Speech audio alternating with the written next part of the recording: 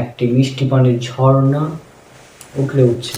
সময়, ভর এবং গতিবেগের উপর নির্ভরশীল। ব্ল্যাক হোলের মাধ্যাকর্ষণ শক্তি এবং মহাকর্ষণ শক্তি সবচেয়ে বেশি। 25 নম্বর আয়াত, সেখানে আল্লাহ তাআলা বলছেন, সবকিছু একটি বিন্দুতে পুঞ্জীভূত ছিল, ওয়ান অ্যাটম। পানির গুরুত্ব বা ভূমিকা পরে তৈরি হয় যোগ, এবং এই বিষয়টি পবিত্র কোরআনে যখন মাতৃগর্ভে থাকে তখন সে কয়টি স্তরে থাকে।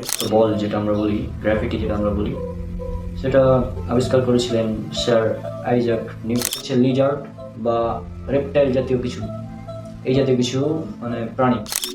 আজকের পর্বটি অনেক ইন্টারেস্টিং হতে চলেছে, সুতরাং আপনারা মনোযোগ সহকারে সম্পূর্ণ ভিডিওটি দেখতে হবে। ছাপ এটা মিল করবে না, ও ম্যাচ করবে না, এবং এই বিষয়টা আজ থেকে 1400 বছর করে ব্যথা অনুভব করতে যে কোষ আমাদের সাহায্য করে, সেটা হচ্ছে পেইন রিসেপ্টর। কোরআনে এই সম্পর্কে কি বলা হয়েছে, তো ভিডিওটা দেখে আপনারা অনেক অবাক হতে পারেন। তো আজকের ভিডিওটা সম্পূর্ণ দেখবেন। তো আমরা ভিডিওটা শুরু করি।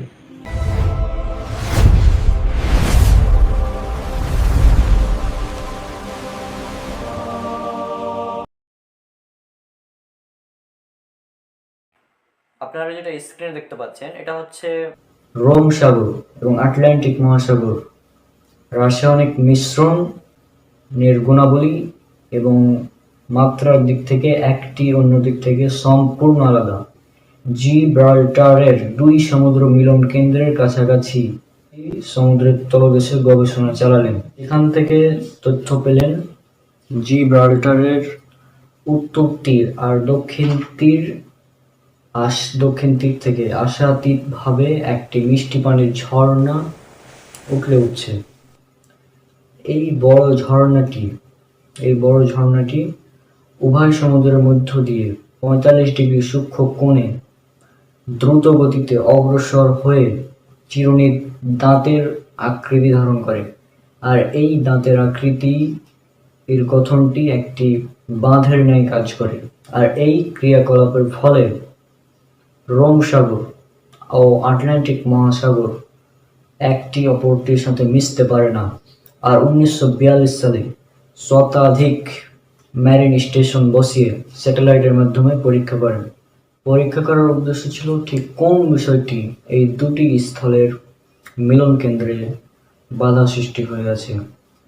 তারা সেখানে আলো পরীক্ষা করলেন, বাতাস পরীক্ষা করলেন, মাটি পরীক্ষা করলেন, কিন্তু তবুও তার মধ্যে কোনো প্রকার বাধা বা পর্দা সৃষ্টি করার কারণ খুঁজে পেলেন না। সেখানে পানির একটি হালকা এবং একটি ঘন রং পরিলক্ষিত হয়, এছাড়া আর কিছুই না। এর বাইরে আর কিছুই খালি চোখে দেখা যায় না। এটা আপনারা অনেকেই জানেন যে দুই সমুদ্রের পানি তারা একসাথে থাকে কিন্তু মিলিত হয় না। এ ব্যাপারে পবিত্র কোরআনে মোট 3টি আয়াত রয়েছে। এটা উল্লেখ করা আছে সূরা রহমান, সূরা নাম্বার 55 আয়াত 19 এবং 20-এ। তিনি দুই সমুদ্রকে প্রবাহিত করেন যারা পরস্পর মিলিত হয়, উভয়ের মধ্যে রয়েছে এক আড়াল যা তারা অতিক্রম করতে পারে না। এছাড়াও এটা আছে সূরা নামল, সূরা নম্বর 27 আয়াত নম্বর 61-তে। বরং তিনি যিনি জমিনকে আবাসযোগ্য করেছেন এবং তার মধ্যে প্রবাহিত করেছেন নদীনালা, আর তাতে স্থাপন করেছেন সুদৃঢ় পর্বতমালা এবং দুই সমুদ্রের মধ্যখানে অন্তরায় সৃষ্টি করেছেন, আল্লাহর সাথে কি অন্য কোনো ইলাহ আছে? বরং তাদের অধিকাংশই জানে না। এছাড়াও আছে সূরা ফুরকান, সূরা নম্বর 25 আয়াত নম্বর 53-তে। আর তিনি দুটো সাগরকে একসাথে প্রবাহিত করেছেন, একটি সুপেয় সুস্বাদু, অপরটি লবণাক্ত ক্ষার বিশিষ্ট, এবং তিনি এতদুভয়ের মাঝখানে একটি অন্তরায় ও একটি অনতিক্রম্য সীমানা স্থাপন করেছেন। আশা করছি আপনারা এই বিষয়টা দেখতে পেয়েছেন। এখন এই আজ থেকে 1400 বছর আগে কিন্তু এত প্রযুক্তি ছিল না। বর্তমানে আধুনিক প্রযুক্তির মাধ্যমে এই বিষয়টা একদম স্পষ্ট হয়েছে সবার সামনে। সায়েন্টিস্ট, বিজ্ঞানীরা এই বিষয়ে অনেক পরীক্ষা নিরীক্ষা করেছেন যে কেন আসলে কোন জিনিসটা এই দুটি পানি একত্রে মিশতে বাধা দিচ্ছে। তো তারা পরীক্ষা করে দেখেছেন যে একদিককার পানি হালকা নীল আর একদিককার পানি গাঢ় নীল। হ্যাঁ, অর্থাৎ একদিককার পানি মিষ্টি সুপেয়, আবার অপর দিককার পানি লোনা, অর্থাৎ মিষ্টি পানি এবং লোনা পানি একত্রে মিশ্রিত হচ্ছে না। এই বিষয়টা জাস্ট অবাক করার বিষয় বিজ্ঞানীদের নিকট। আর আমি 2020-এ যে ভিডিওটা বানিয়েছিলাম সেখানে আমি বলেছিলাম এখানে বিজ্ঞানী জ্যাক ভি কোস্টা নামে এক বিজ্ঞানী ছিলেন, যিনি এটা আবিষ্কার করেছিলেন সর্বপ্রথম। বিখ্যাত একজন ফরাসি বিজ্ঞানী জ্যাক ভি কোস্টা, তার নাম হয়তো অবশ্যই অনেকে শুনেছেন। তিনি একজন সমুদ্র বিজ্ঞানী, সমুদ্রের ভিতর পানি রিসার্চ বিষয়ে তিনি প্রসিদ্ধ ছিলেন। এবং তারপর তিনি ইসলাম গ্রহণ করেছিলেন। একটা সময় পর তার পরিচয় হলো, জ্যাক ভি কোস্টার সাথে পরিচয় হলো এক মুসলিম বিজ্ঞানীর। তাদের সাথে আলোচনাকালে জ্যাক ভি কোস্টা যখন তার থিওরি উপস্থাপন করলেন, তখন মুসলিম বিজ্ঞানী তাদের বললেন যে আপনি তো এটা এখন গবেষণা করছেন, আপনার এই তথ্যটি এবং আপনার এই গবেষণার ফলাফলটি আমি শত শত বছর আগের পুরনো একটি বইয়ে দেখাতে পারি, সেখানে স্পষ্টভাবে উল্লেখ করা আছে। এবং জ্যাক ভি কোস্টা এটা শোনার পর তো অবাক, তিনি কৌতূহল বশত জানতে চাইলেন। তখন তাকে পবিত্র কোরআনের দুটি আয়াত দেখানো হলো। তখন বুঝতে পারেন যে এটা কে বলতে পারে। এটা সেই বলতে পারে যে এটার স্রষ্টা, অর্থাৎ আমাদের সৃষ্টিকর্তা। তিনি এই দুটো আয়াত দেখেই তার স্রষ্টাকে চিনে যান এবং তিনি তখনই তৎক্ষণাৎ সেখানে ইসলাম গ্রহণ করেন সেই মুসলিম বিজ্ঞানীর কাছে। এই বিষয়টা মানে পরবর্তীতে আমি দেখলাম এই তথ্যটা আর খুঁজে পাওয়া যাচ্ছে না। এখন এখানে দুটো বিষয় হতে পারে, এই ঘটনাটি মিথ্যা, অথবা হতে পারে এই ঘটনাটি সরিয়ে ফেলা হয়েছে ইউটিউব মানে গুগল থেকে। জ্যাক ভি কোস্টার এই তথ্যগুলো গুগল থেকে সরিয়ে ফেলা হয়েছে, অথবা এটা মানে পুরো ঘটনাটা ভুল ছিল। তা আল্লাহ ভালো জানেন কী ছিল। তো যাই হোক, জ্যাক ভি কোস্টার কথা এখানে আনার প্রয়োজন নাই। এখানে মূল অলৌকিক বিষয় হচ্ছে এটা, সেটা হচ্ছে যে এই মিষ্টি পানি এবং লোনা পানি বা দুই সমুদ্রের পানি একত্রে যখন প্রবাহিত হয়, দুটি আলাদা আলাদা সমুদ্র, তো একটা অপরটির সাথে কোনোভাবে মিশে না। তারা একসাথে থাকে, কিন্তু মানে তাদের মধ্যে পার্থক্য যে ব্যারিয়ারটা রয়েছে, এক অদৃশ্য ব্যারিয়ার, অদৃশ্য দেয়াল, যার মাধ্যমে দুটো আলাদা রয়েছে, সে অদৃশ্য দেয়াল সম্পর্কে আল্লাহ সুবহানাহু ওয়া তাআলা বলেছেন। কিন্তু বিজ্ঞান আজও এটা মানে কারণ খুঁজে পায়নি যে কি কারণে এটা হচ্ছে। তো এটা হচ্ছে একটি অলৌকিক বিষয় পবিত্র কোরআন থেকে যেটা আমরা পাই। বিষয় প্রথমে বলি, আপেক্ষিকতা জিনিসটা কি। কোনো বিষয় অন্য কোনো কিছু সাপেক্ষে বিবেচিত হবার নামই হলো আপেক্ষিকতা। সাধারণভাবে আমরা মনে করি আমাদের এখানে 5 মিনিট সমান মহাকাশেও সেই 5 মিনিট একই পরিমাণ সময়, আমাদের এখানে 5 মিনিট আমেরিকাতে সেই 5 মিনিট একই পরিমাণ সময়। কিন্তু না, সময় ভর এবং গতিবেগের উপর নির্ভরশীল। সুতরাং ভর এবং গতির উপর নির্ভর করে এক স্থানের সময় কমে যেতে পারে অথবা বেড়ে যেতে পারে। অর্থাৎ আমাদের এখানে 5 মিনিট, মহাকাশে সেই 5 মিনিট একই পরিমাণ সময় নয়। আমাদের এখানে 10 মিনিট, মহাকাশে সেই পরিমাণ সময় 5 মিনিট হতে পারে।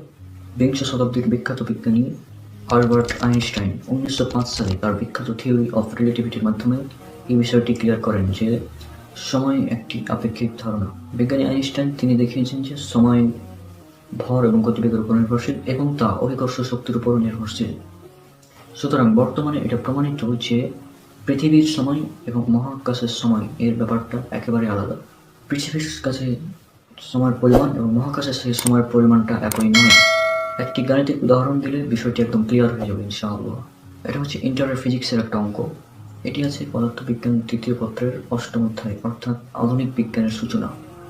এই অধ্যায়ের টাইম ডাইলেশন অংশের অঙ্কে আমি অঙ্কটি বলছি এবং আপনারা স্ক্রিনে সেটা ভালোভাবে দেখে নিন।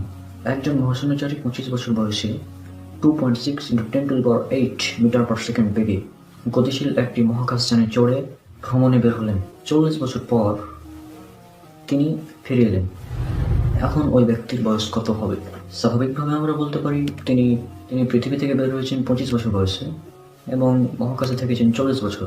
তাহলে বর্তমানে তার বয়স হবে 40 + 25 = 65 বছর। কিন্তু না, টাইম ডাইলেশনের অঙ্কটি করা হয় t = t0/√1 - v²/c² এই সূত্র দ্বারা, যেখানে c হলো আলোর বেগ এবং v ওই ব্যক্তির বেগ।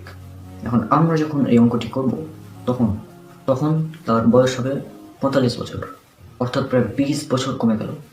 তাহলে চিন্তা করুন যে পৃথিবীতে যে সময়টা 40 বছর, মহাকাশে সেই সময়টা হলো 20 বছর। এখানে সময়টি নির্ভর করেছে ওই ব্যক্তির গতির উপর। আলোর গতি হলো 3 × 10⁸ মিটার পার সেকেন্ড, অর্থাৎ প্রায় 3 লক্ষ কিলোমিটার পার সেকেন্ড। 3 লক্ষ কিলোমিটার প্রতি সেকেন্ডে, এবং ওই ব্যক্তির বেগ এখানে দেওয়া আছে 2.6 10⁸ মিটার পার সেকেন্ড, অর্থাৎ প্রায় 2,60,000 কিলোমিটার পার সেকেন্ড। এত বেগে যখন কোনো একজন ব্যক্তি যাবে তখন তার বয়সটা বাড়বে না, বরং কমে যাবে। এই আলোর বেগের কাছাকাছি যখন কোনো ব্যক্তি যাবে তখন তার বয়সটা বাড়বে না, বরং কমে যাবে, এবং এই কারণেই তার বয়স হয়ে গেল 45 বছর, অর্থাৎ 20 বছর কমে গেল। তাহলে এখানে দেখুন, এখানে মূল বিষয়টা হচ্ছে যে পৃথিবীতে যে সময়টা 40 বছর, ওই একই পরিমাণ সময় মহাকাশে হয়ে গেল 20 বছর। এটি হলো রিলেটিভিটি অফ টাইম বা টাইম ডাইলেশন বা সময়ের আপেক্ষিকতা। আমি চলে যাব পবিত্র কোরআনের কোন জায়গায় এই বিষয়টি উল্লেখ করা আছে। সময়ের আপেক্ষিকতার এই বিষয়টি পবিত্র কোরআনের কোন জায়গায় উল্লেখ করা আছে সেটা আবার দেখব। আমি এখন চলে যাব পবিত্র কোরআনের সূরা হাজ 22 নম্বর সূরার 47 নম্বর আয়াত।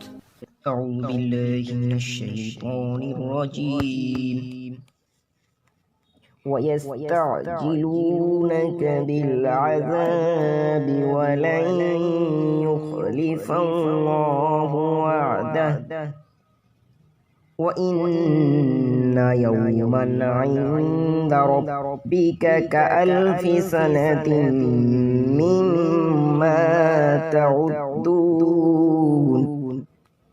আর তারা তোমাকে আযাব ত্বরান্বিত করতে বলে, অথচ আল্লাহ কখনো তার ওয়াদা খেলাপ করেন না। আর তোমার রবের নিকট নিশ্চয় একদিন তোমাদের গণনায় 1000 বছরের সমান।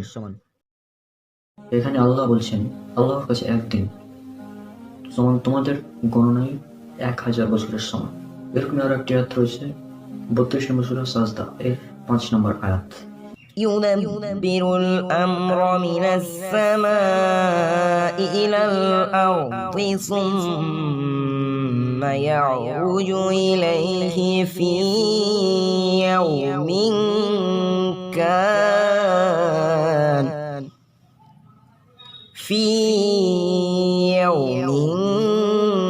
كان مقداره 1000 سنة مما تعدون। তিনি আসমান থেকে জমিন পর্যন্ত সকল কার্য পরিচালনা করেন, তারপর তা একদিন তাঁর কাছে উঠবে, যে দিনের পরিমাণ হবে তোমাদের গণনায় 1000 বছর। এছাড়াও আরেকটি আয়াত রয়েছে, সেটা হচ্ছে সূরা মাআরিজ অর্থাৎ ৭৪ নম্বর সূরার 4 নম্বর আয়াত। تعرج الملائكة والروح إليه في يوم كان مقداره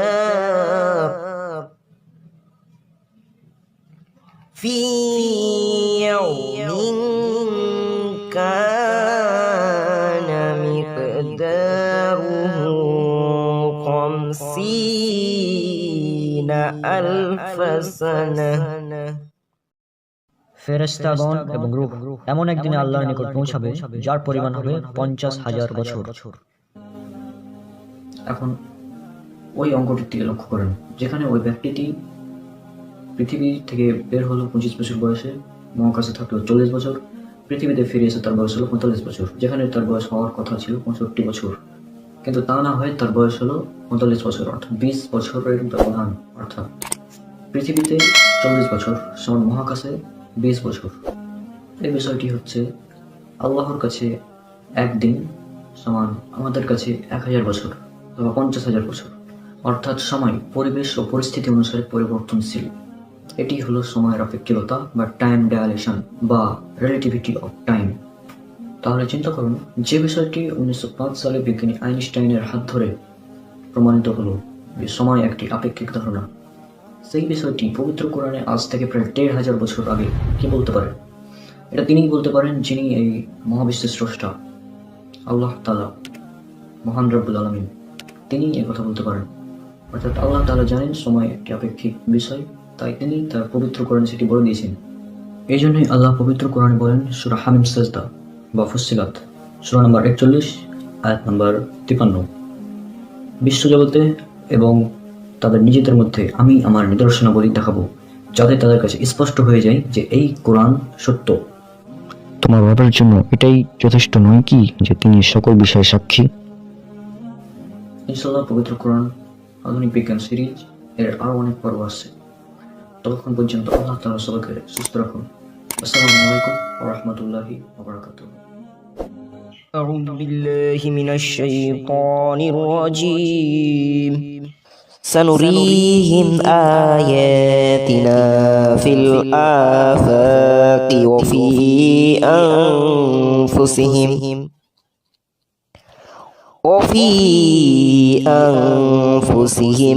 حتى يتبين لهم أنه الحق أولم يكفي بربك أنه على كل شيء شهيد বিশ্বজগতে ও তাদের নিজেদের মধ্যে আমি তাদেরকে আমার নিদর্শনাবলী দেখাবো, যাতে তাদের কাছে সুস্পষ্ট হয় যে এই কোরআন সত্য। তোমার রবের জন্য এটাই যথেষ্ট নয় কি যে তিনি সকল বিষয়ে সাক্ষী? পবিত্র কোরআন কি ব্ল্যাক হোল সম্পর্কে আমাদের কোনো তথ্য দিয়েছে? প্রথমে বলি ব্ল্যাক হোল সম্পর্কে বিজ্ঞান কি বলে, এরপর আসছি পবিত্র কোরআন আমাদের ব্ল্যাক হোল সম্পর্কে কি তথ্য দিয়েছে। ব্ল্যাক হোল শব্দটি 1969 সালে জন হুইলার নামক একজন আমেরিকান বিজ্ঞানী সর্বপ্রথম আবিষ্কার করেন। ব্ল্যাক হোল কিন্তু সত্যিকার অর্থে একটি গভীর গহ্বর আমাদের এই মহাশূন্যে। এই ব্ল্যাক হোল মহাবিশ্বের অস্তিত্ব ও প্রকৃতি বিষয়ক একটি বহুল প্রচলিত ধারণা। অষ্টাদশ শতাব্দীতে প্রথম তৎকালীন মহাকর্ষের ধারণার ভিত্তিতে কৃষ্ণ বিবরের অস্তিত্বের বিষয়টি উদ্ভাবিত হয়।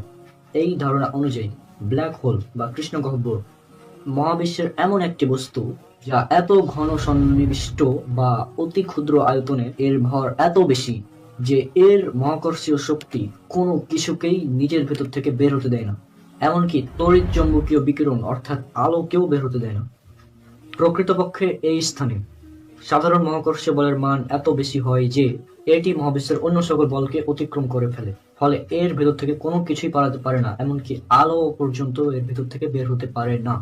সাধারণ ভাষায় প্রচন্ড মহাকর্ষের ফলে একটি তারকা বা তারা চুপসে গিয়ে, অর্থাৎ একটি তারার মৃত্যু ঘটলে এই ব্ল্যাক হোল বা কৃষ্ণ গহ্বর এর সৃষ্টি হয়। আমাদের এই বিশ্ব ব্রহ্মাণ্ডে বা এই মহাবিশ্বে ব্ল্যাক হোলের মাধ্যাকর্ষণ শক্তি এবং মহাকর্ষ শক্তি সবচেয়ে বেশি। এখন এখানে তারার মৃত্যু বলতে একটি তারা যখন ধ্বংস হয়ে যায়, অর্থাৎ আমরা জানি মহাবিশ্বে সবকিছুরই একটা সৃষ্টি এবং ধ্বংস আছে, তো এই তারা যখন ধ্বংস হয়ে যায় তখন এই ব্ল্যাক হোলের সৃষ্টি হয়। তারার ধ্বংস হয়ে যাওয়ার কারণেই এই ব্ল্যাক হোলটির সৃষ্টি হয়। সাধারণ কথায় তারার মৃত্যু ঘটলে ব্ল্যাক হোলের সৃষ্টি হয়। আমাদের মহাবিশ্বে ব্ল্যাক হোলের শক্তি, মহাকর্ষীয় শক্তি এবং মাধ্যাকর্ষণ শক্তি সবচেয়ে বেশি। সুতরাং এই কারণেই এই ব্ল্যাক হোল এর আশেপাশে থাকা নক্ষত্র, গ্রহ সবকিছু নিজের ভেতর টেনে নেয়, আর এর ভেতর থেকে কোনো কিছু বের হতে পারে না, এমনকি আলো পর্যন্ত এর ভেতর থেকে বের হতে পারে না, যেখানে আলোর বেগ হচ্ছে 3 × 10⁸ বা 3 লক্ষ কিলোমিটার প্রতি সেকেন্ডে। এত প্রচন্ড বেগে যাওয়ার পরেও আলো এই ব্ল্যাক হোলের ভেতর থেকে বের হতে পারে না। তাহলে চিন্তা করেন ব্ল্যাক হোলটি কতটা শক্তিশালী। আর এত শক্তিশালী হওয়ার ফলেই এই ব্ল্যাক হোল তার নিজের ভেতরে বড় বড় তারা, সূর্যের থেকে হাজার হাজার গুণ বড় তারাকে নিজের ভেতর টেনে নেয়, যার ফলে তারাটি ধ্বংস হয়ে যায় বা তারাটি বিলীন হয়ে যায়। এক কথায় বলা যায় ব্ল্যাক হোলের কাছে যদি কোনো তারা যায় বা তারার আশেপাশে যদি কোনো ব্ল্যাক হোল থাকে, তাহলে সেই ব্ল্যাক হোল সেই তারাটিকে নিজের ভেতর টেনে নেয়, যার ফলে তারাটি বিলীন হয়ে যায় বা হারিয়ে যায়। এক কথায় বলা যায় এই ব্ল্যাক হোল হলো নক্ষত্র পতন স্থান, অর্থাৎ নক্ষত্রগুলো ওই ব্ল্যাক হোলের মধ্যে পড়ে যায়, ফলে এগুলো হারিয়ে যায়। এবার আসি পবিত্র কোরআন আমাদের ব্ল্যাক হোল সম্পর্কে কি বলে। আমি এবার চলে যাব পবিত্র কোরআনের সূরা ওয়াকিয়া অর্থাৎ 56 নম্বর সূরার 75 এবং 76 নম্বর আয়াতে। أعوذ بالله من الشيطان الرجيم فلا أقسم بمواقع النجوم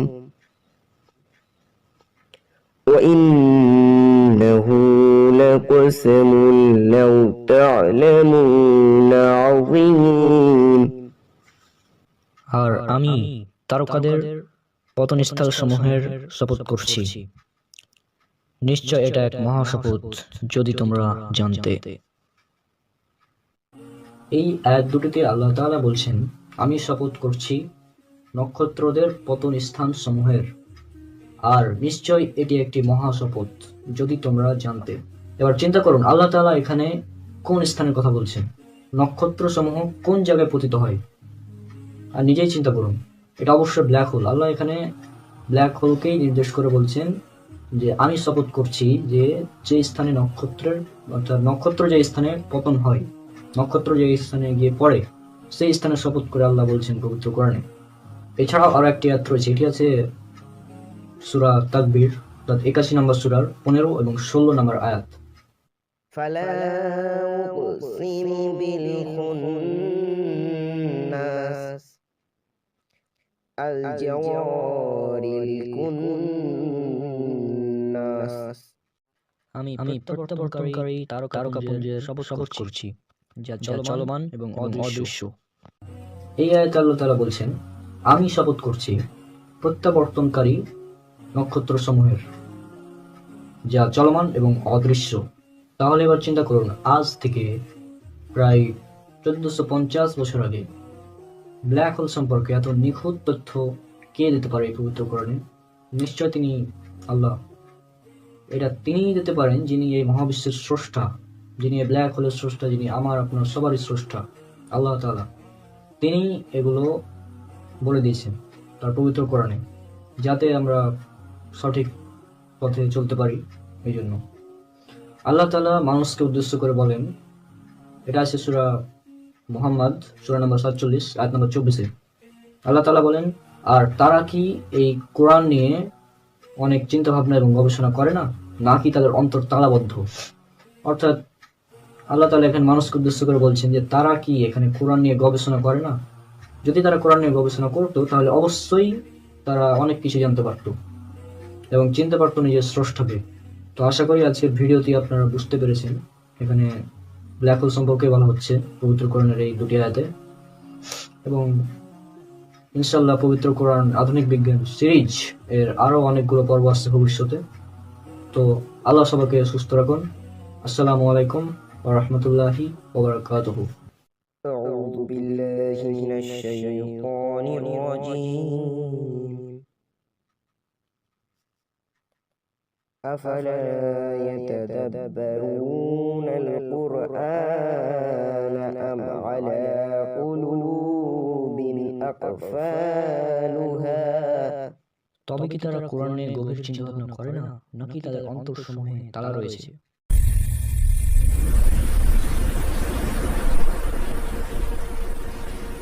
আজকে পবিত্র কোরআন থেকে একটি অলৌকিক গাণিতিক হিসাব আপনাদের সামনে দেখাবো। সেটা হচ্ছে সূরা কাহাফ এর 25 নম্বর আয়াতে, অর্থাৎ সূরা কাহাফ 18 নম্বর সূরার 25 নম্বর আয়াত। সেখানে আল্লাহ তাআলা বলছেন তারা তাদের গড়ে ছিল 300 বছর আরো 9 বছর। একবার চিন্তা করেন, আল্লাহ এখানে কিন্তু সরাসরি বলেনি তারা 309 বছর ছিল, আল্লাহ বলেছেন তারা ছিল 300 বছর 9 বছর। অর্থাৎ এখানে 300 এবং 309। এখন আমরা জানি সৌর বছরে এক সৌর বছর সমান 365.2422 দিন, আবার এক চন্দ্র বছর সমান 354.604 দিন। তো আমরা এটা সবাই জানি যে চন্দ্র বছর এবং সৌর বছরের একটা ডিফারেন্স থাকে। আর এখানে যে ব্যাপারটা যেহেতু 300 বছরের, সেজন্য আল্লাহ তাআলা এখানে স্পষ্টভাবে বলে দিয়েছেন যে তারা সেখানে ছিল 300 বছর এবং 9 বছর। অর্থাৎ একটা হচ্ছে 300 বছর আর একটা হচ্ছে 309 বছর। সৌর বছরে 300 বছর, চন্দ্র বছরে 309 বছর। মানে এই ব্যাপারটা যখন আমরা দিনে কনভার্ট করব তখন বিষয়টা একদম সমান হয়ে যাবে। তো যদি আমরা সৌর বছরকে দিনে নিয়ে আসি, তাহলে সৌর বছরে 300 দ্বারা গুণ করবো, তাহলে 300 গুণিত 365.2422 দিন সমান 1,09,572 দিন। আবার যখন আমরা চন্দ্র বছরে করবো, চন্দ্র বছরের ক্ষেত্রে 309 গুণিত 354.604 দিন, তাহলে আমরা পাবো সমান 1,09,572 দিন। অর্থাৎ সৌর বছরে 300 বছর, কিন্তু 1,09,572 দিন।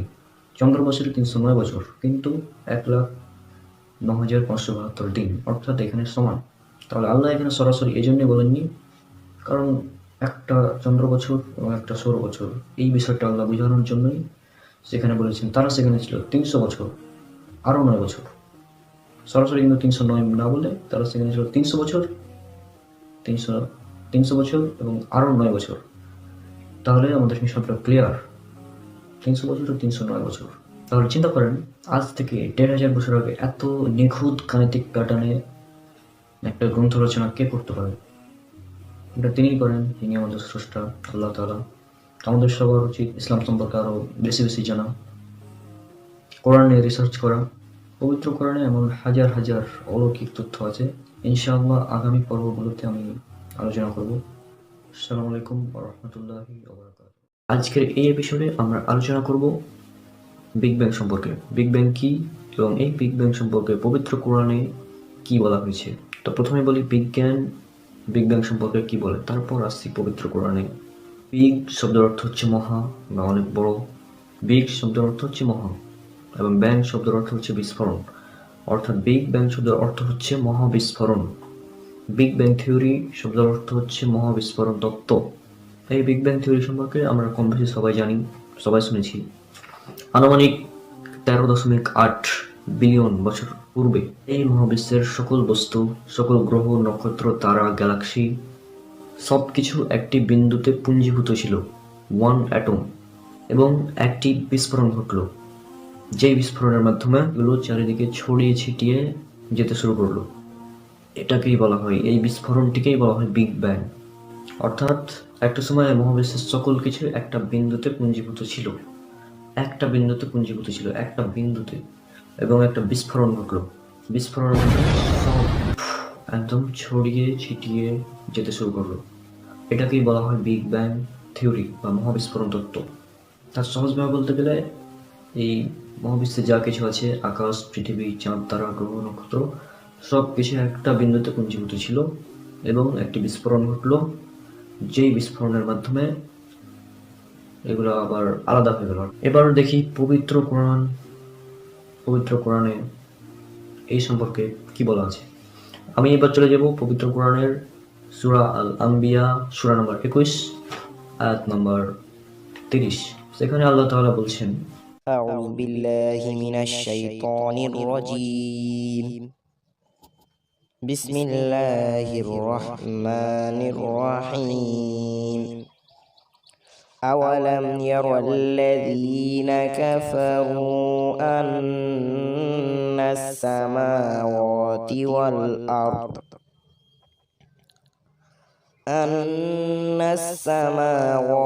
والأرض كانتا رتقا ففتقناهما وجعلنا من الماء كل شيء حي أفلا يؤمنون অবিশ্বাসীরা কি ভেবে দেখে না যে আকাশ ও পৃথিবী ওতপ্রোতভাবে মিশেছিল, অতঃপর আমি উভয়কে পৃথক করে দিলাম এবং প্রাণবন্ত সমস্ত কিছু সৃষ্টি করলাম পানি থেকে। এরপরেও কি তার ঈমান আনবে না? এখানে প্রথম অংশ দেখুন, আল্লাহ তাআলা বলছেন এখানে আকাশ ও পৃথিবী, অর্থাৎ আকাশ ও পৃথিবী বলতে এখানে সমস্ত কিছুকে বোঝানো হয়েছে মহাবিশ্বের। আল্লাহ তাআলা বলছেন আকাশ ও পৃথিবী সমস্ত কিছু একদম ওতপ্রোতভাবে মিশেছিল। ওতপ্রোতভাবে মিশেছিল অর্থাৎ সাথে ছিল তারা। বিজ্ঞানের ভাষায় যেটাকে বলা হচ্ছে ওয়ান অ্যাটম বা একটি বিন্দুর মধ্যে পুঞ্জীভূত ছিল, সে কথাটা আল্লাহ এখানে বলছেন ওতপ্রোতভাবে মিশেছিল। এরপর আল্লাহ তাআলা বলছেন আমি উভয়কে পৃথক করে দিলাম, অর্থাৎ আল্লাহ সুবহানাহু ওয়া তাআলা এই যে ওতপ্রোতভাবে এরা মিশেছিল এদেরকে পৃথক করে দিলেন। এই পৃথক করে দেওয়া, যেটাকে বিজ্ঞান আজ বলছে বিগ ব্যাং অর্থাৎ মহাবিস্ফোরণ, যে বিস্ফোরণের মাধ্যমে এই সব কিছু আলাদা হয়েছে, গ্যালাক্সি একে অপরের থেকে আলাদা হয়েছে। এবং আয়াতের শেষের অংশে আল্লাহ তাআলা বলছেন প্রাণবন্ত সমস্ত কিছু সৃষ্টি করলাম পানি থেকে। এটা এর পরের এপিসোড, জীবন সৃষ্টিতে পানির ভূমিকা, পবিত্র কোরআন আধুনিক বিজ্ঞান পর্ব 6, সেখানে দেখতে পাবেন ইনশাআল্লাহ। সেখানে এই আয়াতের ব্যাখ্যা এবং বিজ্ঞানের যে ব্যাখ্যা রয়েছে সেটা হুবহু সেম। আগামী পর্বে আপনারা সেটা দেখতে পাবেন ইনশাআল্লাহ। তো আজকে যেটা বিষয় ছিল বিগ ব্যাং, অর্থাৎ এই আয়াতের প্রথম অংশ, আকাশ ও পৃথিবী একত্রে মিশে ছিল, অতঃপর আল্লাহ সুবহানাহু ওয়া তাআলা ওকে পৃথক করে দিলেন। অর্থাৎ আজ থেকে 13.8 বিলিয়ন বছর মহাবিশ্বের সমস্ত কিছু একত্রে মিশে ছিল, অতঃপর একটা মহাবিস্ফোরণের মাধ্যমে সেগুলো পৃথক হয়ে যায়। তাহলে আপনারা বুঝতেই পারছেন যে এখানে সূরা আম্বিয়া 21 নম্বর সূরা 30 নম্বর আয়াতে আল্লাহ তাআলা বলছেন বিগ ব্যাং সম্পর্কে। এই বিগ ব্যাং সম্পর্কে এখানে বলা হচ্ছে, স্পষ্ট আপনারা সেটা দেখতে পাচ্ছেন। আর এখানে আল্লাহ তাআলা স্পেশালি অবিশ্বাসী অর্থাৎ যারা মুসলমান নয়, যারা আল্লাহর প্রতি ঈমান আনেনি এখনো, তাদেরকে উদ্দেশ্য করে বলছেন যে অবিশ্বাসীরা কি ভেবে দেখে না যে আকাশ ও পৃথিবী ওতপ্রোতভাবে মিশেছিল, অতঃপর আল্লাহ সুবহানাহু ওয়া তাআলা উভয়কে পৃথক করে দিলেন এবং প্রাণবন্ত সমস্ত কিছু সৃষ্টি করলেন পানি থেকে। এর পরেও কি তারা ঈমান আনবে না? অর্থাৎ অবিশ্বাসীদেরকে বলা হচ্ছে এর পরেও, এটা জানার পরেও কি তারা ঈমান আনবে না? এত বড় একটা সত্য। বিগ ব্যাং থিওরি আজ সারা বিজ্ঞান মহলের স্বীকৃত একটি বিষয়, সবাই এই থিওরিকে মেনে নিয়েছে একদম। পরেও এই জন্য আল্লাহ তাআলা বলছেন, এটা জানার পরেও যে আল্লাহ তাআলা এত বড় একটা সত্য জানিয়ে দিলেন, তারপরেও কি তারা ঈমান আনবে না? এখন চিন্তা করুন, এই বিগ ব্যাং থিওরি আবিষ্কার হয়েছে কত বছর আগে? হয়তো 100 বছর, 200 বছর, বা যাই হোক এরকম। আমরা তো জানি স্টিফেন হকিং বিজ্ঞানের মাধ্যমে এই থিওরির সূচনাটা হয়, এবং 1973 সালে এক বিজ্ঞানী এটার জন্য নোবেল পুরস্কারও পান এই থিওরির জন্য। তাহলে যেই সত্যটা আমরা আধুনিক প্রযুক্তির সাহায্যে জানতে পারলাম কিছুদিন আগে, সেই তথ্যটা পবিত্র কোরআন আজ থেকে প্রায় 1,500 বছর পূর্বে, প্রায় 1450 বছর আগে পবিত্র কোরআনে কে বলতে পারে? এটা তিনিই বলতে পারেন যিনি এই মহাবিশ্বের স্রষ্টা, যিনি এই বিগ ব্যাং এর বিস্ফোরণটা ঘটিয়েছেন। তিনিই জানেন, যেহেতু তিনি জানেন সেহেতু তিনি তার গ্রন্থ পবিত্র কোরআনে সেটি লিখে দিয়েছেন যাতে মানুষ হেদায়েত পায়। ডক্টর মিলার তিনি বলেছিলেন, যারা বলে পবিত্র কোরআন মুহাম্মদ সাল্লাল্লাহু আলাইহি ওয়াসাল্লাম এর নিজ হাতে রচনা করা বই, তাদের জন্য এই একটি আয়াতই যথেষ্ট। তাদের দাবি যে মিথ্যা, এটা প্রমাণ করার জন্য এই একটি আয়াতই যথেষ্ট। কারণ বিগ ব্যাং থিওরির মতন এত বড় একটা সত্য মুহাম্মদ সাল্লাল্লাহু আলাইহি ওয়াসাল্লামের পক্ষে বলা কখনোই সম্ভব নয়। তিনি এই জন্য বলেছেন কারণ আল্লাহ সুবহানাহু ওয়া তাআলা তাকে নির্দেশ দিয়েছেন, অর্থাৎ পবিত্র কোরআন তার কথা নয়। পবিত্র কোরআন মুহাম্মদ সাল্লাল্লাহু আলাইহি ওয়াসাল্লামের লেখা কোনো বই নয়। পবিত্র কোরআন হচ্ছে মহান আল্লাহ তাআলার পাঠানো কিতাব। এই একটি আয়াতই যথেষ্ট তাদের মুখে আঙ্গুল দিয়ে প্রমাণ করে দেওয়ার জন্য যে এই পবিত্র কোরআন একমাত্র আল্লাহ সুবহানাহু ওয়া তাআলার কাছ থেকে এসেছে। তাহলে আজকের এপিসোডের মাধ্যমে আমরা জানতে পারলাম বিগ ব্যাং থিওরির মতন এত বড় একটা থিওরি পবিত্র কোরআনে আল্লাহ তাআলা আগেই বলে দিয়েছেন। এছাড়াও বিজ্ঞানের হাজারো নিদর্শন রয়েছে পবিত্র কোরআনে। আমরা মুসলিমরা কোরআনকে বিজ্ঞান দিয়ে যাচাই করি না, বরং আমরা বিজ্ঞানকে যাচাই করি পবিত্র কোরআন দিয়ে। পবিত্র কোরআনের সাথে যেটা মিলে আমরা সেটা বিজ্ঞানের সেই বিষয়টা মানি, যেটা মিলে না সেটা আমরা মানি না। কারণ আমরা বিশ্বাস করি আল্লাহ সুবহানাহু ওয়া তাআলা এটা পাঠিয়েছেন এই গ্রন্থ, আর এই গ্রন্থে কোনো ভুল নাই, কোনো ভুল নাই এই গ্রন্থে। পবিত্র কোরআন নির্ভুল একটা গ্রন্থ, যেটা আল্লাহ তাআলা বলেছেন পবিত্র কোরআনের 2 নম্বর সূরার 2 নম্বর আয়াত, অর্থাৎ সূরা বাকারার 2য় আয়াতে বলেছেন এই ذلك الكتاب لا ريب فيه هدى للمتقين এই কিতাবের মধ্যে কোনো প্রকার ভুল নেই, কোনো প্রকার সন্দেহ নেই, এবং আল্লাহ তাআলা পবিত্র কোরআনের সব কিছু বলে দিয়েছেন আগে থেকেই যাতে মানুষ হেদায়েত পায় সেজন্য। এর আগের এপিসোডে আমি বলেছিলাম আয়াতের শেষের অংশে আল্লাহ তাআলা বলছেন প্রাণবন্ত সমস্ত কিছু সৃষ্টি করলাম পানি থেকে। এটা এর পরের এপিসোড, জীবন সৃষ্টিতে পানির ভূমিকা। পবিত্র কোরআন আধুনিক বিজ্ঞান পর্ব 6, সেখানে দেখতে হবে ইনশাআল্লাহ। সেখানে এই আয়াতের ব্যাখ্যা এবং বিজ্ঞানের যে ব্যাখ্যা রয়েছে সেটা হুবহু সেম। আগামী পর্বে আপনারা সেটা দেখতে পাবেন ইনশাআল্লাহ। জীবন সৃষ্টিতে পানির গুরুত্ব বা ভূমিকা, বা জীবনের জন্য পানির অপরিহার্যতা, এই বিষয় নিয়ে আজকে আলোচনা। আমরা জানি জীবদেহ গঠিত হয় কোষ দ্বারা। জীবদেহ গঠন এবং কার্যকারী একককে বলা হয় কোষ। আর এই কোষ বিভিন্ন উপাদান, বিভিন্ন অঙ্গাণু দিয়ে তৈরি। এই কোষের বিভিন্ন অঙ্গাণুর মধ্যে একটি অন্যতম অঙ্গাণু হচ্ছে সাইটোপ্লাজম। আর সাইটোপ্লাজম হচ্ছে কোষের বেশিরভাগ অংশ জুড়ে অবস্থিত স্বচ্ছ সমসত্ব জেলির মতো পদার্থ। এটা হচ্ছে সাইটোপ্লাজম। কোষের বেশিরভাগ অংশ জুড়ে এই সাইটোপ্লাজম অবস্থিত। আর এই সাইটোপ্লাজমের 80% হচ্ছে পানি। সাইটোপ্লাজমে বিভিন্ন পদার্থ রয়েছে, তার মধ্যে 80% হচ্ছে পানি, 80%। 1862 সালে বিজ্ঞানী রুডলফ ভন কলিকর সর্বপ্রথম এই সাইটোপ্লাজম শব্দটি ব্যবহার করেন। আর যদি আমরা আমাদের মানুষের দিকে দেখি, পরিণত অবস্থায় মানব দেহে কোষের সংখ্যা হচ্ছে 37.2 ট্রিলিয়ন।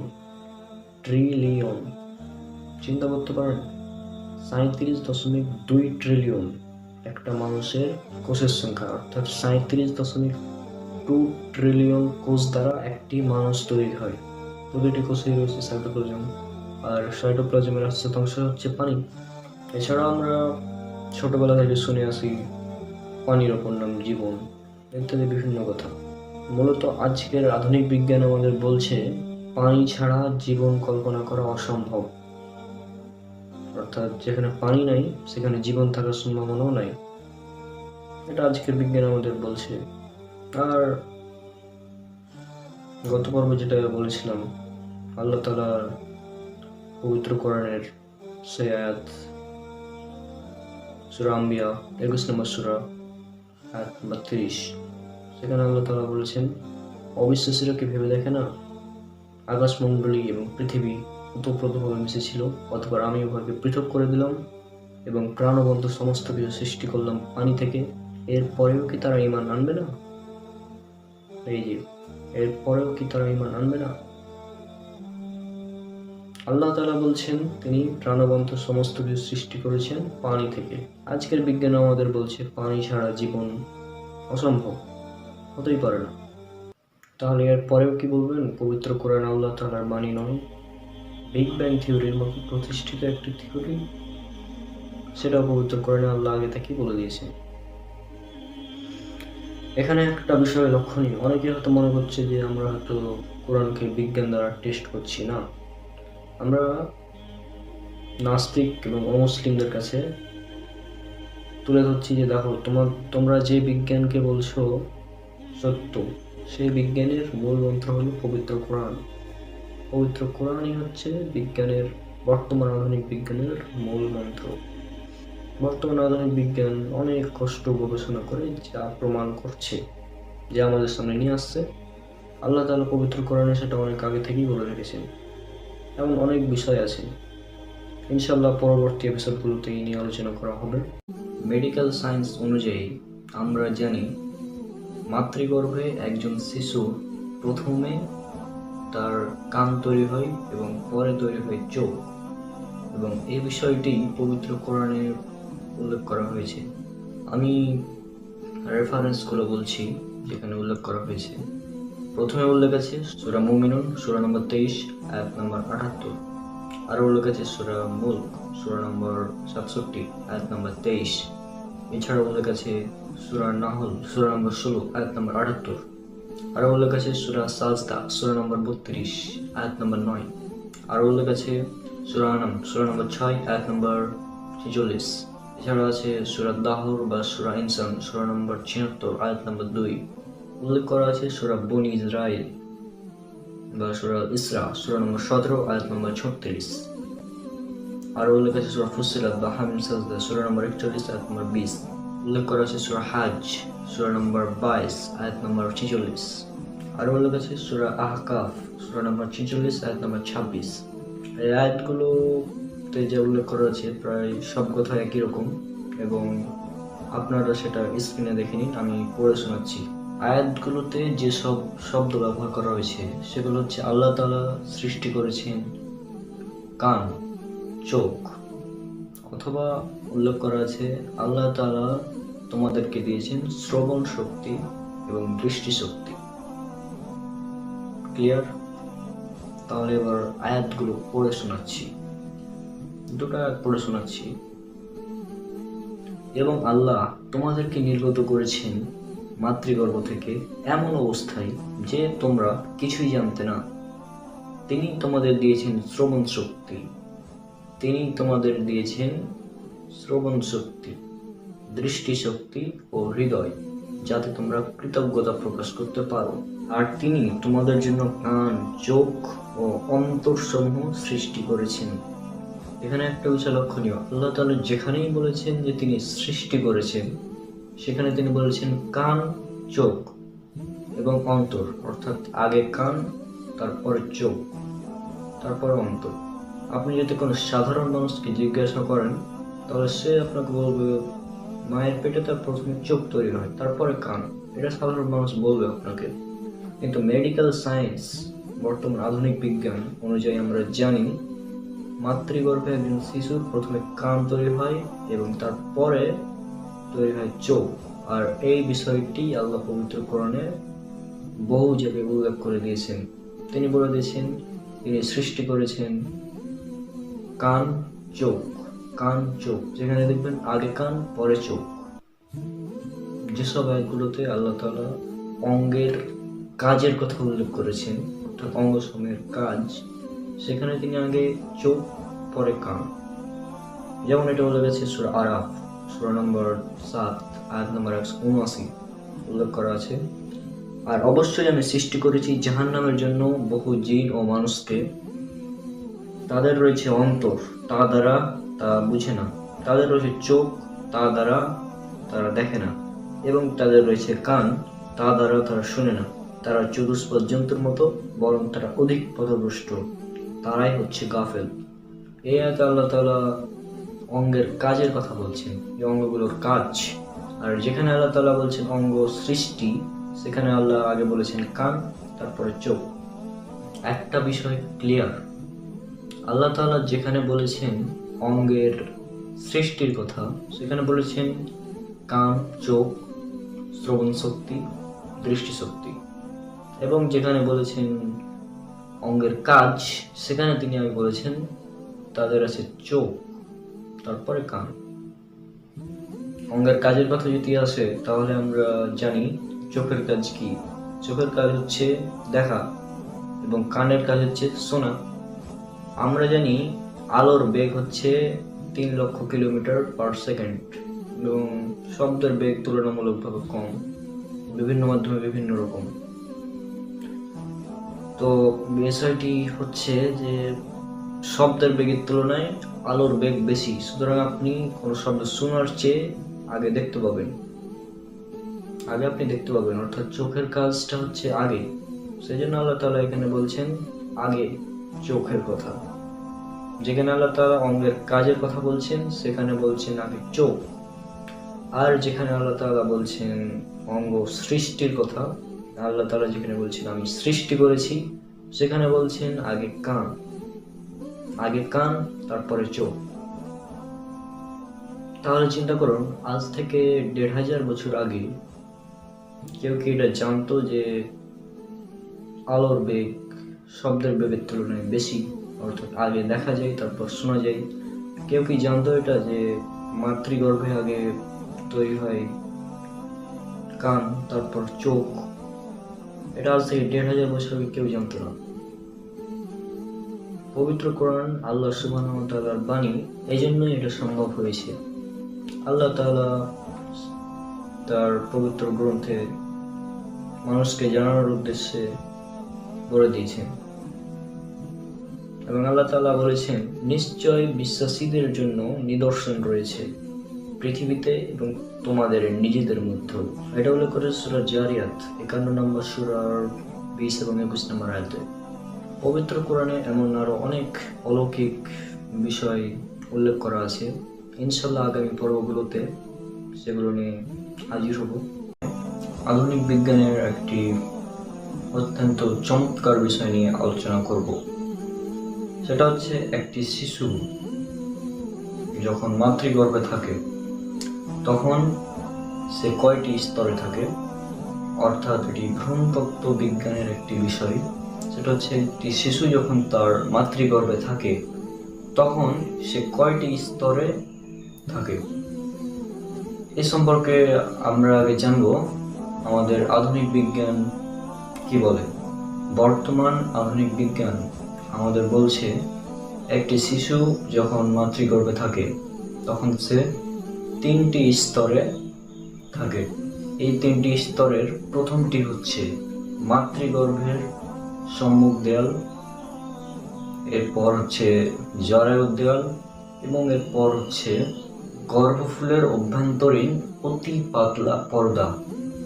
এই 3টি স্তরের মধ্যেই একটি শিশু থাকে এবং শিশুটি এখানে অবস্থান করে প্রসবের আগ পর্যন্ত।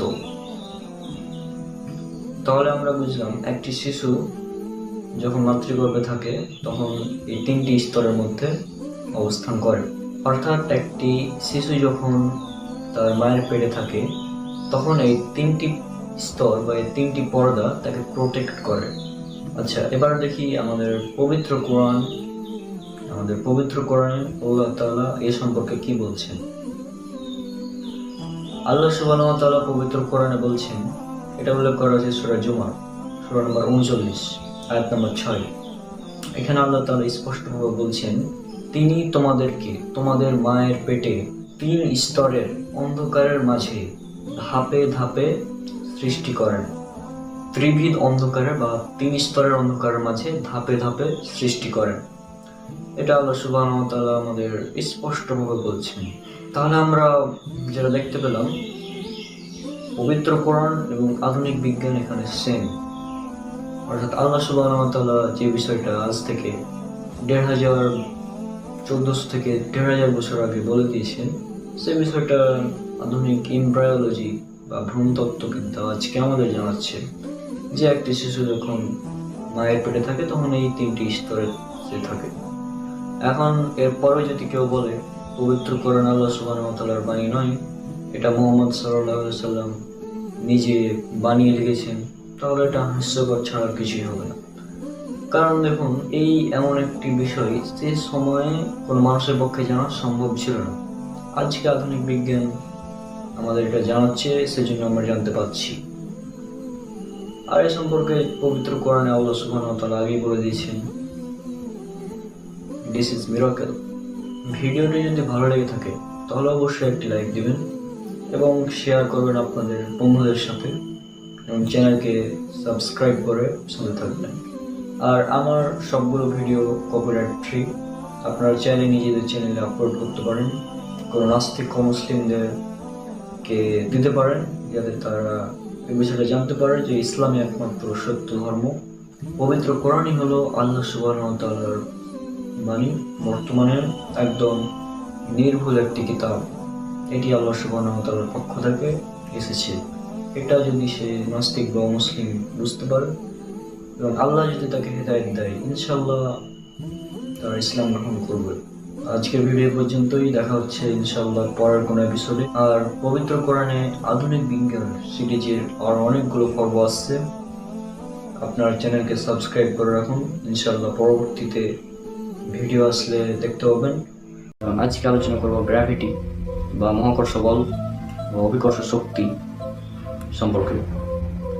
আমরা সবাই জানি এই অভিকর্ষ শক্তি বা মহাকর্ষ বল যেটা আমরা বলি, গ্র্যাভিটি যেটা আমরা বলি, সেটা আবিষ্কার করেছিলেন স্যার আইজাক নিউটন। বিজ্ঞানী নিউটন এটি আবিষ্কার করেছিলেন, এটা আমরা সবাই জানি। এবং কথিত আছে একদিন স্যার নিউটন আপেল গাছের নিচে বসে ভাবছিলেন এবং এমন এক সময় একটি আপেল এসে পড়লো এবং তিনি ভাবলেন যে এই আপেলটি নিচে কেন পড়লো। এটা ভাবতে গিয়ে তিনি আবিষ্কার করলেন মাধ্যাকর্ষণ শক্তি বা মহাকর্ষ শক্তি বা গ্র্যাভিটি। গ্র্যাভিটি আসলে কাকে বলে? পৃথিবী তার কেন্দ্রের দিকে সকল বস্তুকে যে বল বা শক্তি দ্বারা আকর্ষণ করে তাকে বলা হয় গ্র্যাভিটি, তাকে গ্র্যাভিটি বলা হয়। অর্থাৎ আমরা এখান থেকে বুঝতে পারছি যে পৃথিবী আমাদেরকে অর্থাৎ সকল কিছুকে নিজের দিকে টানে। পৃথিবী সব কিছুকে নিজের দিকে টানে এবং যে শক্তি দ্বারা টানে সে শক্তিটিকেই বলা হয় গ্র্যাভিটি। এবার দেখি পবিত্র কোরআন এই গ্র্যাভিটি সম্পর্কে আমাদের কী তথ্য দেয়। এটা উল্লেখ করা হয়েছে পবিত্র কোরআনের সূরা মুরসালাত সূরা নম্বর ৭৭ আয়াত নম্বর ২৫। এখানে আল্লাহ তাআলা বলছেন, আল্লাহ তাআলা আমাদের প্রশ্ন করছেন, আমি কি পৃথিবীকে ধারণকারী রূপে বানাইনি? অর্থাৎ আল্লাহ এখানে বলছেন পৃথিবীটা কি আকর্ষণকারী নয়, পৃথিবীটা কি ধারণকারী নয়। অর্থাৎ আল্লাহ এখানে প্রশ্ন করছেন পৃথিবীকে তিনি ধারণকারী রূপে বানিয়েছেন এবং সেটাই আমাদেরকে প্রশ্ন করছেন। আজ থেকে ১,৫০০ বছর আগে কেউ কি এটা বলতে পারতো যে পৃথিবী আকর্ষণকারী বা পৃথিবী সব কিছুকে নিজের দিকে টানে? এই কথা আজ থেকে ১,৫০০ বছর আগে কে বলতে পারে? এটা তিনিই পারেন যিনি এর স্রষ্টা, আল্লাহ সুবহানাহু ওয়া তাআলা। পরবর্তীতে বিজ্ঞানীরা যখন এই বিষয়ে খোঁজ করতে যান কী কারণে এই মাধ্যাকর্ষণ শক্তির সৃষ্টি হয়, তখন তারা দেখতে পান যে পৃথিবীর অভ্যন্তরে অনেক ভারী ভারী বস্তু আছে, নিকেল, লোহা, তারপর আরও অনেক ভারী ভারী বস্তু আছে, যে কারণে এই পৃথিবী একটি ম্যাগনেটিক তো চৌম্বক শক্তি লাভ করে, আর এই কারণেই পৃথিবীতে মাধ্যাকর্ষণ শক্তির সৃষ্টি হয়। এটা পরবর্তীতে বিজ্ঞানীরা আবিষ্কার করেন এবং এ বিষয়েও পবিত্র কোরআন আমাদের স্পষ্টভাবে ধারণা দিচ্ছে। এটা উল্লেখ করা আছে পবিত্র কোরআন সূরা জিলজাল সূরা নম্বর 99 আয়াত 1 থেকে 3। এখানে আল্লাহ সুবহানাহু ওয়া তাআলা বলছেন, যখন পৃথিবী কম্পিত হবে এবং পৃথিবী তার বোঝা বের করে দেবে, আর মানুষ বলবে, হাই, এর কি হলো? অর্থাৎ এই আয়াত থেকে বোঝা যাচ্ছে পৃথিবীর ভিতরে অনেকগুলো বোঝা আছে এবং এই বোঝাগুলো কিয়ামতের দিন যখন পৃথিবী কম্পিত হবে তখন বের করে দিবে এবং পৃথিবী তখন হয়ে যাবে মাধ্যাকর্ষণহীন। আরও উল্লেখ আছে সূরা ইনশিকাক সূরা নম্বর 84 আয়াত নম্বর 3 এবং 4। এখানে আল্লাহ তাআলা বলছেন, যখন পৃথিবীকে সম্প্রসারিত করা হবে তখন পৃথিবী তার ভেতরে যা আছে তা বের করে দেবে, নিক্ষেপ করবে। এখান থেকে বোঝা যাচ্ছে পৃথিবীর ভেতরে অনেক বড় একটা বোঝা আছে এবং এই বোঝাগুলো নিকেল, লোহা ইত্যাদি, যেগুলো বিজ্ঞানীরা আবিষ্কার করেছেন পরবর্তীতে। এখন আপনাদের কাছে প্রশ্ন, এই তথ্যগুলো আজ থেকে 1500 বছর আগে কে দিতে পারে? আল্লাহ সুবহানাহু ওয়া তাআলা ছাড়া এই তথ্য দেওয়া কারোর পক্ষে সম্ভব নয়।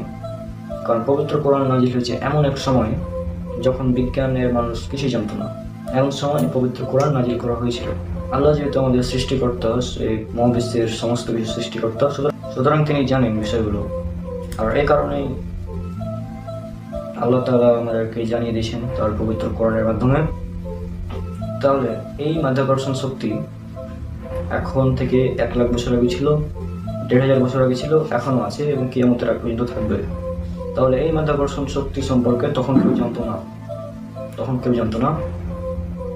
যখন স্যার নিউটন এটা আবিষ্কার করলেন তখন মানুষ জানতে পারলো এবং পবিত্র কোরআনের এই সূরা মুরসালাত 77 নম্বর সূরার 25 নম্বর আয়াত যেটা বলছে মাধ্যাকর্ষণ শক্তি সম্পর্কে, সে সম্পর্কে আমরা জানতে পারলাম। তাহলে বিষয়টা হলো পবিত্র কোরআন আল্লাহ সুবহানাহু ওয়া তাআলার বাণী এবং এটা আমরা মুসলিমরা বিশ্বাস করি মনে প্রাণে, এবং যারা অমুসলিম আছে তাদেরকে বিশ্বাস করানোর জন্য এই যুক্তিগুলো দিতে হয়। আর যতগুলো ভিডিও আছে এই পবিত্র কোরআন আধুনিক বিজ্ঞান সিরিজে যতগুলো ভিডিও আছে সবগুলো ভিডিও দেখতে থাকুন। তো প্রথমে আপনাদের জানতে হবে এই জন্য ডাইনোসর আসলে কি এবং এই ডাইনোসর কিভাবে মৃত্যুবরণ করেছিল, ডাইনোসর কিভাবে ধ্বংস হয়েছিল, এই বিষয়টা আপনাদের জানা অত্যন্ত জরুরি। ডাইনোসর এই শব্দটি সর্বপ্রথম রিচার্ড ওন নামক একজন বিজ্ঞানী 1842 সালে আবিষ্কার করেন, ডাইনোসর নামটি তিনি উপস্থাপন করেন। এই ডাইনোসর শব্দটি দুটি শব্দের সমন্বয়ে গঠিত। একটা হচ্ছে ডেনিয়াস, যার অর্থ হচ্ছে বৃহদাকার সামথিং বা অনেক বড় কিছু, এবং আরেকটা হচ্ছে সোর্স, যার অর্থ হচ্ছে লিজার্ড বা রেপটাইল জাতীয় কিছু, এই জাতীয় কিছু মানে প্রাণী। আজ থেকে 23 কোটি বছর পূর্বে সর্বপ্রথম এই ডাইনোসর প্রজাতির আবির্ভাব হয় এবং এই ডাইনোসর প্রায় 17 কোটি বছর পর্যন্ত এই পৃথিবীতে রাজত্ব করেছিল, পৃথিবীতে শাসন করেছিল। এখন যেমন আমরা মানুষেরা পৃথিবীকে শাসন করছি, অর্থাৎ মানুষ হচ্ছে পৃথিবীর সমস্ত প্রাণীদের উপর নেতৃত্ব লাভ করেছে, সেরকমই আজ থেকে প্রায় 23 কোটি বছর পূর্বে ডাইনোসর এই পৃথিবীতে রাজত্ব করত এবং তারা প্রায় 17 কোটি বছর পর্যন্ত রাজত্ব করেছিল। এবং এই ডাইনোসর অনেক বৃহদাকার একটি মানে প্রাণী ছিল এবং এর আয়তন যদি আপনারা চিন্তা করেন, এর যে দৈর্ঘ্য যে দৈর্ঘ্য ছিল সেটা ছিল 190 ফুট দৈর্ঘ্য, এবং এর যে উচ্চতা ছিল সে উচ্চতা ছিল প্রায় 40 ফুট বা 4 তলা বিল্ডিংয়ের সমান। এবং এর যে ভর বা আমাদের সাধারণ মানুষ যেটাকে ওজন বলি, সেটা হচ্ছে তাদের ছিল 1,20,000 কেজি। চিন্তা করেন, অনেক বড় এবং অনেক শক্তিশালী একটি প্রাণী ছিল এই ডাইনোসর। আর এই ডাইনোসর পৃথিবীতে আসলে কি করতো? পৃথিবীতে যেহেতু তারা সবচেয়ে শক্তিশালী ছিল সে সময়, সেহেতু তারা অন্যান্য যে প্রাণীগুলো ছিল যেমন বাঘ, সিংহ থেকে শুরু করে অন্যান্য যে ছোট ছোট প্রাণীগুলো ছিল, সেই ডাইনোসর তাদেরকে মানে খেয়ে ফেলতো, তাদের সাথে মানে রক্তপাত ঘটাতো, মানে মোট কথা তারা পৃথিবীতে দাঙ্গা হাঙ্গামা সৃষ্টি করতো, পৃথিবীতে তারা বিশৃঙ্খলা সৃষ্টি করতো। এত শক্তিশালী একটি প্রাণী কিভাবে মারা গেল এবার আসুন আমরা সেটা দেখি। ধারণা করা হয় আজ থেকে প্রায় 6,60,00,000 বছর পূর্বে, 6.6 কোটি বছর পূর্বে একটি 10 কিলোমিটার ডায়ামিটার সাইজের একটি অ্যাস্টেরয়েড পৃথিবীতে আঘাত করে। অ্যাস্টেরয়েড বলতে আমরা যেটাকে গ্রহাণু বা উল্কা বলি সেটা, এবং এটা পৃথিবীতে আঘাত করে মেক্সিকোর দক্ষিণ পূর্বাঞ্চলে উকাটান নামক একটি উপদ্বীপে, এবং এটি আঘাত করার পর প্রায় 180 কিলোমিটার চওড়া এবং 20 কিলোমিটার গভীরের একটি বিশাল গর্ত তৈরি হয়। বিশাল উল্কা খাত বলা হয় এটিকে, বিশাল উল্কা খাত তৈরি হয়। এবং এই উল্কা খাতটি তৈরি হওয়ার কারণ যেটা ছিল, এই উল্কাটি যখন পৃথিবীর বায়ুমণ্ডলে প্রবেশ করে তখন এর গতিবেগ ছিল প্রায় 1 লক্ষ কিলোমিটার বা ৭৭,০০০ কিলোমিটার। তো এত বেগে একটি উল্কা যখন পৃথিবীতে আঘাত করে তার ফলেই তৈরি হয় এত বড় এবং বিশাল একটি উল্কা খাত, এবং এর ফলে পৃথিবীতে প্রচণ্ড জোরে ভূমিকম্প এবং বিভিন্ন প্রাকৃতিক দুর্যোগ শুরু হয়ে যায়, জলোচ্ছ্বাস শুরু হয়ে যায়। এবং এর ফলশ্রুতিতে যেটা ঘটে সেটা হলো যে বিভিন্ন ধ্বংসস্তূপ তৈরি হয় এবং ডাইনোসরগুলো সেই মাটির নিচে চাপা পড়ে মারা যায়। তাহলে এখানে আমরা ডাইনোসরের মৃত্যুর দুটা পয়েন্ট পেলাম। 1 নম্বর পয়েন্ট হচ্ছে আকাশ থেকে একটি উল্কা এসে পৃথিবীকে আঘাত করে, এবং 2 নম্বর কারণ হচ্ছে এই উল্কা আঘাত করার ফলে তারা মাটি চাপা পড়ে মারা যায়। এবার দেখি পবিত্র কোরআন এ সম্পর্কে আমাদের কি তথ্য দেয়। আমি এবার চলে যাব পবিত্র কোরআনের সূরা সাবা, সূরা নাম্বার 34, আয়াত নাম্বার 9। এই আয়াতে আল্লাহ সুবহানাহু ওয়া তাআলা বলছেন, তারা কি তাদের সামনে এবং পেছনে আসমান এবং জমিনে যা আছে তার প্রতি লক্ষ্য করে দেখে না?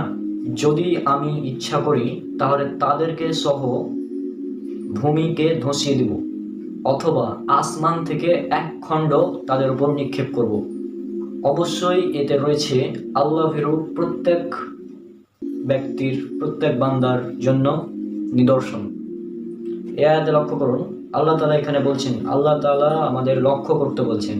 আর যখনই আল্লাহ তাআলা লক্ষ্য করতে বলেন তখনই হচ্ছে আল্লাহ তাআলা অলরেডি সেটা ঘটিয়ে ফেলেছেন, কোন এক সময় পূর্বে আল্লাহ তাআলা সেটি ঘটিয়ে ফেলেছেন। এই জন্য আল্লাহ তাআলা সেটা আমাদেরকে লক্ষ্য করতে বলেন। এবং লক্ষ্য করতে বলছেন কি, আল্লাহ সুবহানাহু ওয়া তাআলা যদি চান তাহলে তিনি আসমান থেকে এক খণ্ড নিক্ষেপ করতে পারেন এবং তিনি ভূমি সহ ধসিয়ে দিতে পারেন, যেটা আমরা ডাইনোসরের ক্ষেত্রে দেখেছি যে ডাইনোসরের উপর এক খণ্ড উল্কা নিক্ষেপ হয়েছিল, ফলে তারা ভূমি সহ ধসে গিয়েছিল এবং ভূমির মাটির স্তূপের নিচে চাপা পড়ে মারা গিয়েছিল। আর এই আয়াতের শেষের দিকে আল্লাহ তাআলা বলছেন, আর অবশ্যই এতে নিদর্শন রয়েছে আল্লাহ ভীরু প্রতিটি বান্দার জন্য। এবং আল্লাহ তাআলা এখানে নিদর্শন একটি রেখে দিয়েছেন, যে নিদর্শনটা আমরা আজ বুঝতে পারছি কোন নিদর্শনের কথা আল্লাহ তাআলা এখানে বলছেন। আমার কাছে মনে হয় এটা তিনি ডাইনোসরের কথাই বলছেন। আল্লাহ তাআলা যেহেতু বিভিন্ন পবিত্র কোরআনের অনেক আয়াতে বলেছেন, তোমরা কি কোরআন নিয়ে চিন্তা করো না, তোমাদের অন্তর কি তালাবদ্ধ, তোমরা কি বোঝো না, তোমরা কি লক্ষ্য করো না? এভাবে আল্লাহ তাআলা বিভিন্ন আয়াতে বলেছেন আমাদের চিন্তা করতে। সুতরাং আমাদের চিন্তা করতে হবে, এবং আমি চিন্তা ভাবনা করে এটাই পেলাম। এবং আরও একটি আয়াত যেটাও ডাইনোসরের সাথে মিলে যায়, সেটা হচ্ছে আল্লাহ তাআলা পবিত্র কোরআনের সূরা আরাফ, সূরা নম্বর 7, আয়াত নম্বর 56। এখানে আল্লাহ তাআলা বলছেন, পৃথিবীকে কুসংস্কার মুক্ত এবং তাকে ঠিক করার পর তোমরা তাতে দাঙ্গা হাঙ্গামা ফাসাদ সৃষ্টি করো না। অর্থাৎ আল্লাহ তাআলা এখানে বলছেন পৃথিবী আমাদের জন্য ঠিক ছিল না, আমাদের বসবাসের যোগ্য ছিল না এই পৃথিবী। অর্থাৎ পৃথিবীতে এমন কিছু ছিল যারা থাকলে আমরা এই পৃথিবীতে ঠিকভাবে বসবাস করতে পারতাম না, এবং পৃথিবীতে যারা ছিল তারা অবশ্যই দাঙ্গা হাঙ্গামা সৃষ্টি করত। এ কারণে আল্লাহ তাআলা বলছেন পৃথিবীতে এক সময় ছিল, মানে যারা ছিল তারা দাঙ্গা হাঙ্গামা সৃষ্টি করত, এবং আল্লাহ তাআলা এটাকে ঠিক করেছেন। এবং এই ঠিক করার পর আমরা যেন দাঙ্গা হাঙ্গামা সৃষ্টি না করি সেজন্য আল্লাহ আমাদেরকে নির্দেশ দিচ্ছেন। আর ডাইনোসর আমরা জানি অনেক শক্তিশালী ছিল, তাদের কারণে কোনো প্রাণী তখন নিরাপদ ছিল না, তারা প্রত্যেকের উপর রাজত্ব ছিল একটা, কারণ তারা ছিল অনেক শক্তিশালী প্রাণী, অনেক বড় আকারে তারা অনেক বড় ছিল এবং শক্তিশালী ছিল, যার কারণে তারা দাঙ্গা হাঙ্গামা সৃষ্টি করত। এবং আল্লাহ তাআলা এই জন্য বলছেন যে তাদেরকে ধ্বংস করে আল্লাহ তাআলা সেখানে ঠিক করেছেন, পৃথিবীকে আমাদের বসবাসযোগ্য করেছেন, পৃথিবীকে আমাদের বসবাসযোগ্য করেছেন আল্লাহ তাআলা। কারণ ডাইনোসর যদি থাকতো তাহলে আমরা এখানে থাকতে পারতাম না, কারণ ডাইনোসর অনেক শক্তিশালী প্রাণী। এবং চিন্তা করেন আপনি, আপনার সামনে যদি 4 তলা বিল্ডিং এর সমান 190 ফিট একটা বড় প্রাণী হঠাৎ করে চলে আসে, তাহলে আপনি সেখানে টিকতে পারবেন? অবশ্যই না। এ কারণেই আল্লাহ তাআলা বলেছেন পৃথিবীকে ঠিক করার পর, অর্থাৎ ডাইনোসরদের ধ্বংস করে আল্লাহ তাআলা আমাদের জন্য পৃথিবীকে উপযোগী করে দিয়েছেন। এরপর আরো একটি আয়াতের দিকে যদি আপনারা লক্ষ্য করেন, সেটা হচ্ছে সূরা বাকারা সূরা নম্বর 2 আয়াত নম্বর 30। এই আয়াতে আল্লাহ সুবহানাহু ওয়া তাআলা বলছেন, আর স্মরণ করো যখন আল্লাহ তাআলা ফেরেশতাদেরকে বললেন, আমি পৃথিবীতে খলিফা বা প্রতিনিধি সৃষ্টি করছি। তখন ফেরেশতারা আল্লাহ তাআলাকে বলল, আপনি কি এমন কাউকে সৃষ্টি করবেন যে কিনা পৃথিবীতে দাঙ্গা হাঙ্গামা সৃষ্টি করবে, রক্তপাত করবে? অথচ আমরাই তো আপনার ইবাদত করছি, আপনার পবিত্রতা ঘোষণা করছি। তখন আল্লাহ তাআলা বললেন, আমি যা জানি তোমরা তা জানো না।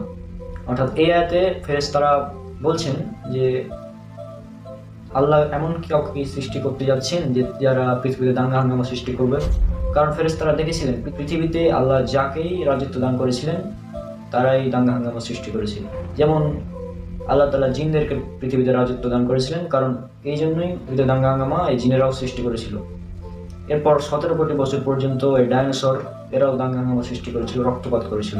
ফেরেশতারা এটা জানতেন, সেজন্যই আল্লাহকে প্রশ্ন করেছিলেন, আপনি কি এমন কাউকে সৃষ্টি করতে যাচ্ছেন যারা পৃথিবীতে দাঙ্গা হাঙ্গামা সৃষ্টি করবে?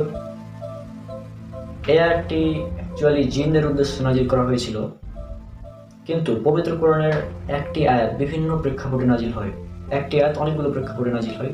সুতরাং আমার কাছে এটা মনে হয় যে ফেরেশতারা দেখেছিলেন পৃথিবীতে আল্লাহ যাকেই রাজত্ব দান করেছেন তারাই দাঙ্গা হাঙ্গামা সৃষ্টি করেছে, সেই জন্যই আল্লাহকে তারা প্রশ্ন করেছিল এটি। তাহলে এটি আর একটি বিষয় যে ডাইনোসরের প্রতি ইঙ্গিত করছে। আরও যে সূরা আরাফ 7 নম্বর সূরার 56 নম্বর আয়াতে যে আল্লাহ বলেছেন পৃথিবীকে ঠিক করার পর, অর্থাৎ যারা পৃথিবীতে দাঙ্গা হাঙ্গামা করতো আল্লাহ তাদেরকে ধ্বংস করে দিয়েছেন, কিন্তু জিন জাতি কিন্তু এখনো পৃথিবীতে আছে। তাহলে এই ঠিক করা দ্বারা যদি জিনদেরকে বোঝানো হতো তাহলে জিনেরাও কিন্তু আজ থাকতো না। তাহলে অবশ্যই এমন কোনো সৃষ্টি ছিল যারা ছিল আকারে অনেক বড় এবং শক্তিশালী, এবং যাদেরকে ধ্বংস করে আল্লাহ আমাদের জন্য পৃথিবীকে বসবাসযোগ্য করে দিয়েছেন। তাহলে আজকের সম্পূর্ণ আলোচনা থেকে যেটা আমরা বুঝলাম, ডাইনোসররা এই পৃথিবীতে এক সময় ছিল, যাদেরকে আল্লাহ তাআলা ডাইনোসরদের পৃথিবীতে রাজত্ব দিয়েছিলেন, ফলে তারা পৃথিবীতে দাঙ্গা হাঙ্গামা সৃষ্টি করত, এবং আল্লাহ তাআলা আসমান থেকে এক খণ্ড নিক্ষেপ করে তাদের মাটির ধ্বংসস্তূপের নিচে ফেলে তাদেরকে ধ্বংস করে দিয়েছিলেন। আর ডাইনোসররা যদি থাকতো তাহলে আমরা এই পৃথিবীতে থাকতে পারতাম না, এবং ডাইনোসরদের ধ্বংস করে আল্লাহ পৃথিবীকে আমাদের মানুষদের জন্য বসবাসের উপযোগী করে দিয়েছেন, অর্থাৎ আল্লাহ আমাদের জন্য পৃথিবীকে ঠিকঠাক করেছেন। ফেরেশতারা জানতেন এটা যে ডাইনোসররাও পৃথিবীতে দাঙ্গা হাঙ্গামা সৃষ্টি করেছে, কারণ তারা সেটা দেখেছিলেন, এবং এই জন্য তারা আল্লাহকে প্রশ্ন করেছিলেন, আপনি যে পৃথিবীতে খলিফা নিযুক্ত করতে যাচ্ছেন তারাও কি পৃথিবীতে দাঙ্গা হাঙ্গামা সৃষ্টি করবে নাকি? এবং ডাইনোসরের যে ফসিল, অর্থাৎ ডাইনোসর যে কঙ্কালগুলো, সেগুলো আমরা আজকাল দেখতে পাচ্ছি, এবং এটা দ্বারা এটাই বোঝা যায় যে ডাইনোসর পৃথিবীতে একসময় ছিল, এবং পবিত্র কোরআনে সেটা ইঙ্গিত দেওয়া আছে। ডাইনোসরের তো কয়েকদিন আগে মানুষ আবিষ্কার করলো, কিন্তু পবিত্র কোরআন সেটা 1400 বছর আগেই বলে দিয়েছে। তাই আসুন আমরা পবিত্র কোরআন নিয়ে গবেষণা করি এবং ইসলামকে মেনে চলার চেষ্টা করি। তো আশা করি আপনারা কিছুটা হলেও ধারণা পেয়েছেন এই ডাইনোসর সম্পর্কে পবিত্র কোরআনে কি বলা হয়েছে, এবং এটা গবেষণার ফলাফল। আল্লাহ তাআলা আমাদেরকে পবিত্র কোরআন নিয়ে গবেষণা করতে বলেছেন, সেজন্য আমরা পবিত্র কোরআন নিয়ে গবেষণা করছি, এবং এই গবেষণা করাতে কোনো গুনাহ নেই। আল্লাহ আমাদেরকে যেহেতু গবেষণা করতে বলেছেন আমরা গবেষণা করছি। আর আপনারাও পবিত্র কোরআন নিয়ে গবেষণা করুন, ইনশাল্লাহ অনেক কিছু জানতে পারবেন। আজকের ভিডিওটি যদি আপনাদের ভালো লেগে থাকে তাহলে অবশ্যই একটি লাইক দিবেন। এই পৃথিবীতে এমন কোনো মানুষ নেই যার এলিয়েন সম্পর্কে জানতে খারাপ লাগে বা ভালো লাগে না। আজকে পবিত্র কোরআনে এই চমৎকার বিষয়টি আপনাদের সামনে তুলে ধরবো যে এলিয়েন বা ভিন গ্রহের প্রাণী সম্পর্কে পবিত্র কোরআন আমাদের কী তথ্য দিচ্ছে। আজকের পর্বটি অনেক ইন্টারেস্টিং হতে চলেছে, সুতরাং আপনারা মনোযোগ সহকারে সম্পূর্ণ ভিডিওটি দেখতে থাকুন। প্রথমে বলি এলিয়েন সম্পর্কে বিজ্ঞান আমাদের কী তথ্য দেয়। রিসেন্টলি কিছুদিন আগে আমেরিকার গবেষণা সংস্থা নাসা তারা শিওর হয়েছে যে এলিয়েন এ মহাবিশ্বে আছে, অর্থাৎ ভিন গ্রহের প্রাণী আছে, তবে তারা দেখতে কেমন সেটা আমরা জানি না। যেদিন জানতে পারবো তার তাদেরকে যখন খুঁজে পাওয়া যাবে তখন আমরা সেটা জানতে পারবো, তার আগে জানা সম্ভব নয়। এই এলিয়েন সম্পর্কে তারা জানলো কিভাবে? এলিয়েন সম্পর্কে জানার যে মাধ্যমটা আমরা জানি সেটা হচ্ছে যে বিভিন্ন ধরনের সিগন্যাল আমরা বাইরের গ্রহ থেকে পেয়ে থাকি। যেমন একটা সিগন্যাল পাওয়া গেছিল কিছুদিন আগে, সেটা হচ্ছে HD 146295 নামক এক সিগন্যাল পাওয়া গেছিল, যেটা 55 লাইট ইয়ার দূর থেকে আমাদের পৃথিবীতে এসেছিল। এই 55 লাইট ইয়ার মানে আপনি কি বুঝেন? 1 লাইট ইয়ার সমান আপনি 1 বছরে আলোর গতিতে যত দূরত্ব অতিক্রম করবেন সেটা হচ্ছে 1 লাইট ইয়ার। আবার আলোর গতি হচ্ছে সেকেন্ডে 3 লক্ষ কিলোমিটার। তাহলে আপনি যদি প্রতি সেকেন্ডে 3 লক্ষ কিলোমিটার করে যান, তবুও ওই গ্রহতে আপনার পৌঁছাতে সময় লাগবে 55 বছর। এত দূর থেকে একটি সিগন্যাল আমাদের পৃথিবীতে এসেছিল, কত অ্যাডভান্স সিগন্যাল। এছাড়াও আরও একটা সিগন্যাল যেটা সম্পর্কে আমরা সবাই জানি, সেই সিগন্যালটার নাম হচ্ছে ওয়াও সিগন্যাল, যেটা বিজ্ঞানীরা পেয়েছিল। অর্থাৎ এই সিগন্যালটি এত শক্তিশালী ছিল যে তারা বিজ্ঞানীরা এটা অবাক হয়ে ওয়াও লিখে দিয়েছে সিগন্যালের নাম। ওয়াও সিগন্যাল লিখে যদি আপনি গুগলে সার্চ করেন তাহলে অনেক কিছু দেখতে পাবেন। এই সিগন্যালগুলোর মাধ্যমেই আমরা আসলে বুঝতে পারি যে পৃথিবীর বাইরেও প্রাণের অস্তিত্ব আছে। আর তারা যেমন তেমন প্রাণী না, আমাদের মানুষের মতোই উন্নত, বা মানুষের থেকেও তার উন্নত প্রাণী। এখানে মানুষের থেকে উন্নত প্রাণী বলতে বোঝানো হয়, আমরা জানি যে সৃষ্টির সেরা জীব হচ্ছে মানুষ।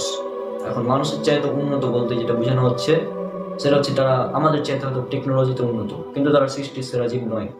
এলিয়েন অবশ্যই আছে, তবে তারা সৃষ্টির সেরা নয়। তারা হয়তো আমাদের থেকে টেকনোলজিতে উন্নত হতে পারে, বিজ্ঞানে উন্নত হতে পারে, কিন্তু সৃষ্টির সেরা হচ্ছে আমরাই, মানুষেরাই। এছাড়াও আরও অনেকগুলো প্রমাণ যেগুলো বিজ্ঞান আমাদের দেয়, যেমন বিভিন্ন ক্রপ সার্কেল পাওয়া গেছে বিভিন্ন এলাকায়, অনেক UFO আমরা দেখতে পেয়েছি। UFO বলতে বোঝানো হয় আনআইডেন্টিফাইড ফ্লাইং অবজেক্ট, যেটা হচ্ছে ভিন গ্রহের কোনো মহাকাশযান, অর্থাৎ ভিন গ্রহ থেকে আমাদের পৃথিবীতে এসেছিল, সেগুলোকে বলা হয় UFO। এগুলোর সন্ধানেও আমরা বুঝতে পেরেছি যে এলিয়েন এই মহাবিশ্বে রয়েছে, আমরা নিশ্চিত হয়েছি। এবার দেখি পবিত্র কোরআনে আল্লাহ সুবহানাহু ওয়া তাআলা এই এলিয়েন বা ভিন গ্রহের প্রাণী সম্পর্কে আমাদের কি তথ্য দিচ্ছে। আল্লাহ সুবহানাহু ওয়া তাআলা পবিত্র কোরআনে বলেন, এটা উল্লেখ করা আছে সূরা নাহল সূরা নম্বর 16 আয়াত নম্বর 8। এই আয়াতে আল্লাহ তাআলা বলছেন, আর তিনি সৃষ্টি করেছেন ঘোড়া, খচ্চর এবং গাধা তোমাদের আহরণ ও শোভার জন্য, এবং তিনি এমন কিছু সৃষ্টি করেন যা তোমরা জানো না। অর্থাৎ আল্লাহ সুবহানাহু ওয়া তাআলা এখানে কিছু সৃষ্টি জীবের উদাহরণ দিয়েছেন এবং বলেছেন তিনি এমন কিছু সৃষ্টি করেছেন যা আমরা জানি না এখনো। এই জানি না জিনিসটা আসলে কি হতো, জিনিসটা আসলে অবশ্যই এলিয়েন হতে পারে। এবং এরপরে আরো একটি আয়াত, যেটা একদম সুস্পষ্ট আয়াত বলা হয় এলিয়েন সম্পর্কে, এটা উল্লেখ করা হয়েছে সূরা 42 নম্বর সূরার 29 নম্বর আয়াত। এই আল্লাহ সুবহানাহু ওয়া তাআলা বলছেন, আর তার নিদর্শনাবলীর মধ্যে রয়েছে নভমণ্ডল এবং ভূমণ্ডলের সৃষ্টি, এবং এ দুইয়ের মধ্যে তিনি যেসব জীবজন্তু ছড়িয়ে দিয়েছেন তাদের তিনি যখন ইচ্ছা এগুলোকে একত্রিত করতে থাকেন। তাহলে এই আয়াত থেকে আমরা স্পষ্ট বুঝতে পারছি যে পৃথিবীতে এবং পৃথিবীর বাইরেও প্রাণের অস্তিত্ব রয়েছে। এবং আরও একটি আয়াত রয়েছে, সেটা হচ্ছে সূরা তালাক সূরা নম্বর 65 আয়াত নম্বর 12। ওটা সূরা তালাকের শেষ আয়াত, সেটাতে উল্লেখ করা আছে, আল্লাহ তাআলা এখানে বলছেন, আর তিনি সৃষ্টি করেছেন 7 আসমান এবং অনুরূপ সংখ্যক পৃথিবী, এগুলোর মাঝে তার নির্দেশ অবতীর্ণ হয়। যেন তোমরা জানতে পারো আল্লাহ সুবহানাহু ওয়া তাআলা সর্ববিষয়ে ক্ষমতাবান। তাহলে এই আয়াত থেকে আমরা স্পষ্ট বুঝতে পারছি যে এই পৃথিবীর মতো আরও হয়তো 7টি পৃথিবী রয়েছে, আরও 7টি গ্রহ রয়েছে, কিন্তু এবং সেই গ্রহগুলোতেও আমাদের মানুষের মতো নির্দেশ অবতীর্ণ হয়। এখন নির্দেশ অবতীর্ণ কাদের উপর হয়? গরু, ছাগল, হাঁস, মুরগি এদের উপর কি আল্লাহর নির্দেশ অবতীর্ণ হয়? না, এদের উপর তো নির্দেশ অবতীর্ণ হয় না। নির্দেশ অবতীর্ণ হয় মানুষের মতো, যারা অর্থাৎ যাদের ইবাদতের জন্য সৃষ্টি করা হয়েছে তাদের উপর নির্দেশ অবতীর্ণ হয়। আর নির্দেশ অবতীর্ণ হওয়ার জন্য তাদের অবশ্যই উন্নত প্রাণী হতে হবে। অর্থাৎ পৃথিবী এবং আসমানে আল্লাহর সৃষ্টির উপর আল্লাহর নির্দেশ অবতীর্ণ হয়। আর এত যেগুলো আলোচনা করলাম বিজ্ঞানের, আর এত শক্তিশালী সিগন্যাল কোনো সাধারণ জীবজন্তু দ্বারা পাঠানো সম্ভব নয়। তাদেরকে অবশ্যই উন্নত প্রাণী হতে হবে সিগন্যাল পাঠানোর জন্য। তাহলে এ থেকে আমরা স্পষ্ট বুঝতে পারি যে পৃথিবীর বাইরেও জীবন রয়েছে এবং এই সম্পর্কে বিজ্ঞান এবং কোরআন একমত। আর আমরা জানি আমাদের পৃথিবী ছোট্ট একটি গ্রহ, এবং পৃথিবী হচ্ছে সৌরজগতের একটি গ্রহ, এবং সৌরজগৎ হচ্ছে মিল্কি ওয়ে গ্যালাক্সির মধ্যে একটি অংশ, ছোট্ট অংশ। এরকম লাখো কোটি সৌরজগৎ মিলে আমাদের মিল্কি ওয়ে গ্যালাক্সি গঠিত, এবং এরকমই হাজার হাজার কোটি কোটি গ্যালাক্সি নিয়ে গঠিত হয় আমাদের মহাবিশ্ব। এবং এটাই স্বাভাবিক যে পৃথিবীর বাইরেও আরও জীবন রয়েছে। তবে এই মহাবিশ্বের দূরত্ব এতটাই যে বিজ্ঞান আজ পর্যন্ত সেখানে পৌঁছাতে পারেনি। কিন্তু পবিত্র কোরআন যেহেতু আমাদের বলছে পৃথিবীর বাইরে জীবন আছে, সেহেতু আমাদের এটা বিশ্বাস করতে হবে। তাহলে আমরা বুঝলাম এই পৃথিবীর বাইরে জীবন আছে, তাদেরকে এলিয়েন বলা হয়, এবং এবং এই এলিয়েনরা হয় মানুষের মতো উন্নত বা মানুষের থেকে উন্নত। তবে আরো একটি আয়াত পবিত্র কোরআনে রয়েছে, সেটা হচ্ছে সূরা বনী ইসরাঈল সূরা নম্বর 17 আয়াত নম্বর 77। ইয়াতে আল্লাহ তাআলা বলছেন, আর আমি তো আদম সন্তানদের সম্মানিত করেছি এবং আমি তাদেরকে স্থলে এবং সমুদ্রে বাহন দিয়েছি এবং তাদেরকে দিয়েছি উত্তম রিজক। আর আমি যা সৃষ্টি করেছি তাদের থেকে অনেকের উপর আমি তাদেরকে দিয়েছি মর্যাদা। তাহলে এই আয়াত থেকে আমরা বুঝতে পারছি মানুষ হচ্ছে সৃষ্টির সেরা জীব। তবে পৃথিবীর বাইরেও জীবন রয়েছে এবং তারা হয় মানুষের মতো উন্নত বা মানুষের চাইতে উন্নত টেকনোলজির দিক থেকে, বিজ্ঞানের দিক থেকে। এখন এখানে অনেকে ভুল বুঝতে পারেন যে আমি হয়তো বলছি এলিয়েনদের মানুষের চাইতে উন্নত বানিয়ে দিচ্ছি। আসলে আল্লাহ তাআলা তো এটা বলেননি যে টেকনোলজির দিক থেকে উন্নত কি অন্য কিছু দিক থেকে। তবে আমরা মানুষেরাই উন্নত এবং মানুষের চাইতেও উন্নত হচ্ছে টেকনোলজিতে হতে পারে তারা, যেহেতু 55 লাইট ইয়ার দূর থেকে তারা সিগন্যাল পাঠাতে সক্ষম, সেহেতু তারা আমাদের চাইতে উন্নত হতে পারে টেকনোলজি এবং বিজ্ঞানের দিক থেকে। তবে তারা সৃষ্টির সেরা নয়। তাহলে আজকের আলোচনা থেকে এটা স্পষ্ট হলো যে পৃথিবী বাইরে জীবন রয়েছে, তাদেরকে এলিয়েন বলা হয়, আমরা যাদের এলিয়েন বলি। এবং এই সম্পর্কে পবিত্র কোরআন আজ থেকে 1500 বা 1400 বছর আগে বলে দিয়েছে। তাহলে এলিয়েন কিন্তু আজ পর্যন্ত বিজ্ঞান স্বচক্ষে দেখতে পায়নি বা আবিষ্কার করতে পারেনি, কিন্তু পবিত্র কোরআন এটা বলে দিয়েছে হয়তো বিজ্ঞান কিছুদিন পর, কয়েকশো বছর পর এটা আবিষ্কার করতে পারে। তবে পবিত্র কোরআন এটা বলে দিয়েছে আজ থেকে 1500 বছর আগে। তাহলে এত নিখুঁতভাবে একটি গ্রন্থ কে রচনা করতে পারে? আপনার কাছে প্রশ্ন রেখে আজকের আলোচনা শেষ করছি। আসসালামু আলাইকুম ওয়া রাহমাতুল্লাহি ওয়া বারাকাতুহু। ফিঙ্গারপ্রিন্ট এটি এমন একটি বিষয় যা প্রতিটি মানুষের জন্য আলাদা, অর্থাৎ ইউনিক। এটি একটি মানুষের ইউনিক বৈশিষ্ট্য। কারোর সাথে কারো ফিঙ্গারপ্রিন্ট বা আঙ্গুলের ছাপ এটা মিল করবে না, ও ম্যাচ করবে না। এবং এই বিষয়টা আজ থেকে 1400 বছর আগে কিন্তু কারো জানা ছিল না। 1880 সাল থেকে নিয়ে 1892 সালে সর্বপ্রথম ফিঙ্গারপ্রিন্ট আবিষ্কার করেন ইংল্যান্ডের বিজ্ঞানী স্যার ফ্রান্সিস গোল্ড। এবং এরপরে মানুষ জানতে পারে যে প্রতিটি মানুষ যে ফিঙ্গারপ্রিন্ট রয়েছে, আঙুলের ছাপ, এটা হচ্ছে ইউনিক বা আলাদা। ইউনিক, কারোর সাথে কারো মিল হবে না। এবং স্যার ফ্রান্সিস গোল্ডের এই আবিষ্কারের পূর্বে মানুষ এটা মনে করতো এটা একটা সাধারণ বিষয়, মানে তারা এটা গুরুত্ব দিত না। কিন্তু এটা যখন আবিষ্কার হলো তখন সবাই জানলো যে আসলে এটা হচ্ছে মানে আলাদা, প্রত্যেকটি মানুষের জন্য এটি হচ্ছে আলাদা এবং এটি অনেক কাজে বর্তমানে ব্যবহার করা হয়। ফিঙ্গারপ্রিন্টের কাজ কি সেটা তো আপনারা সবাই জানেন।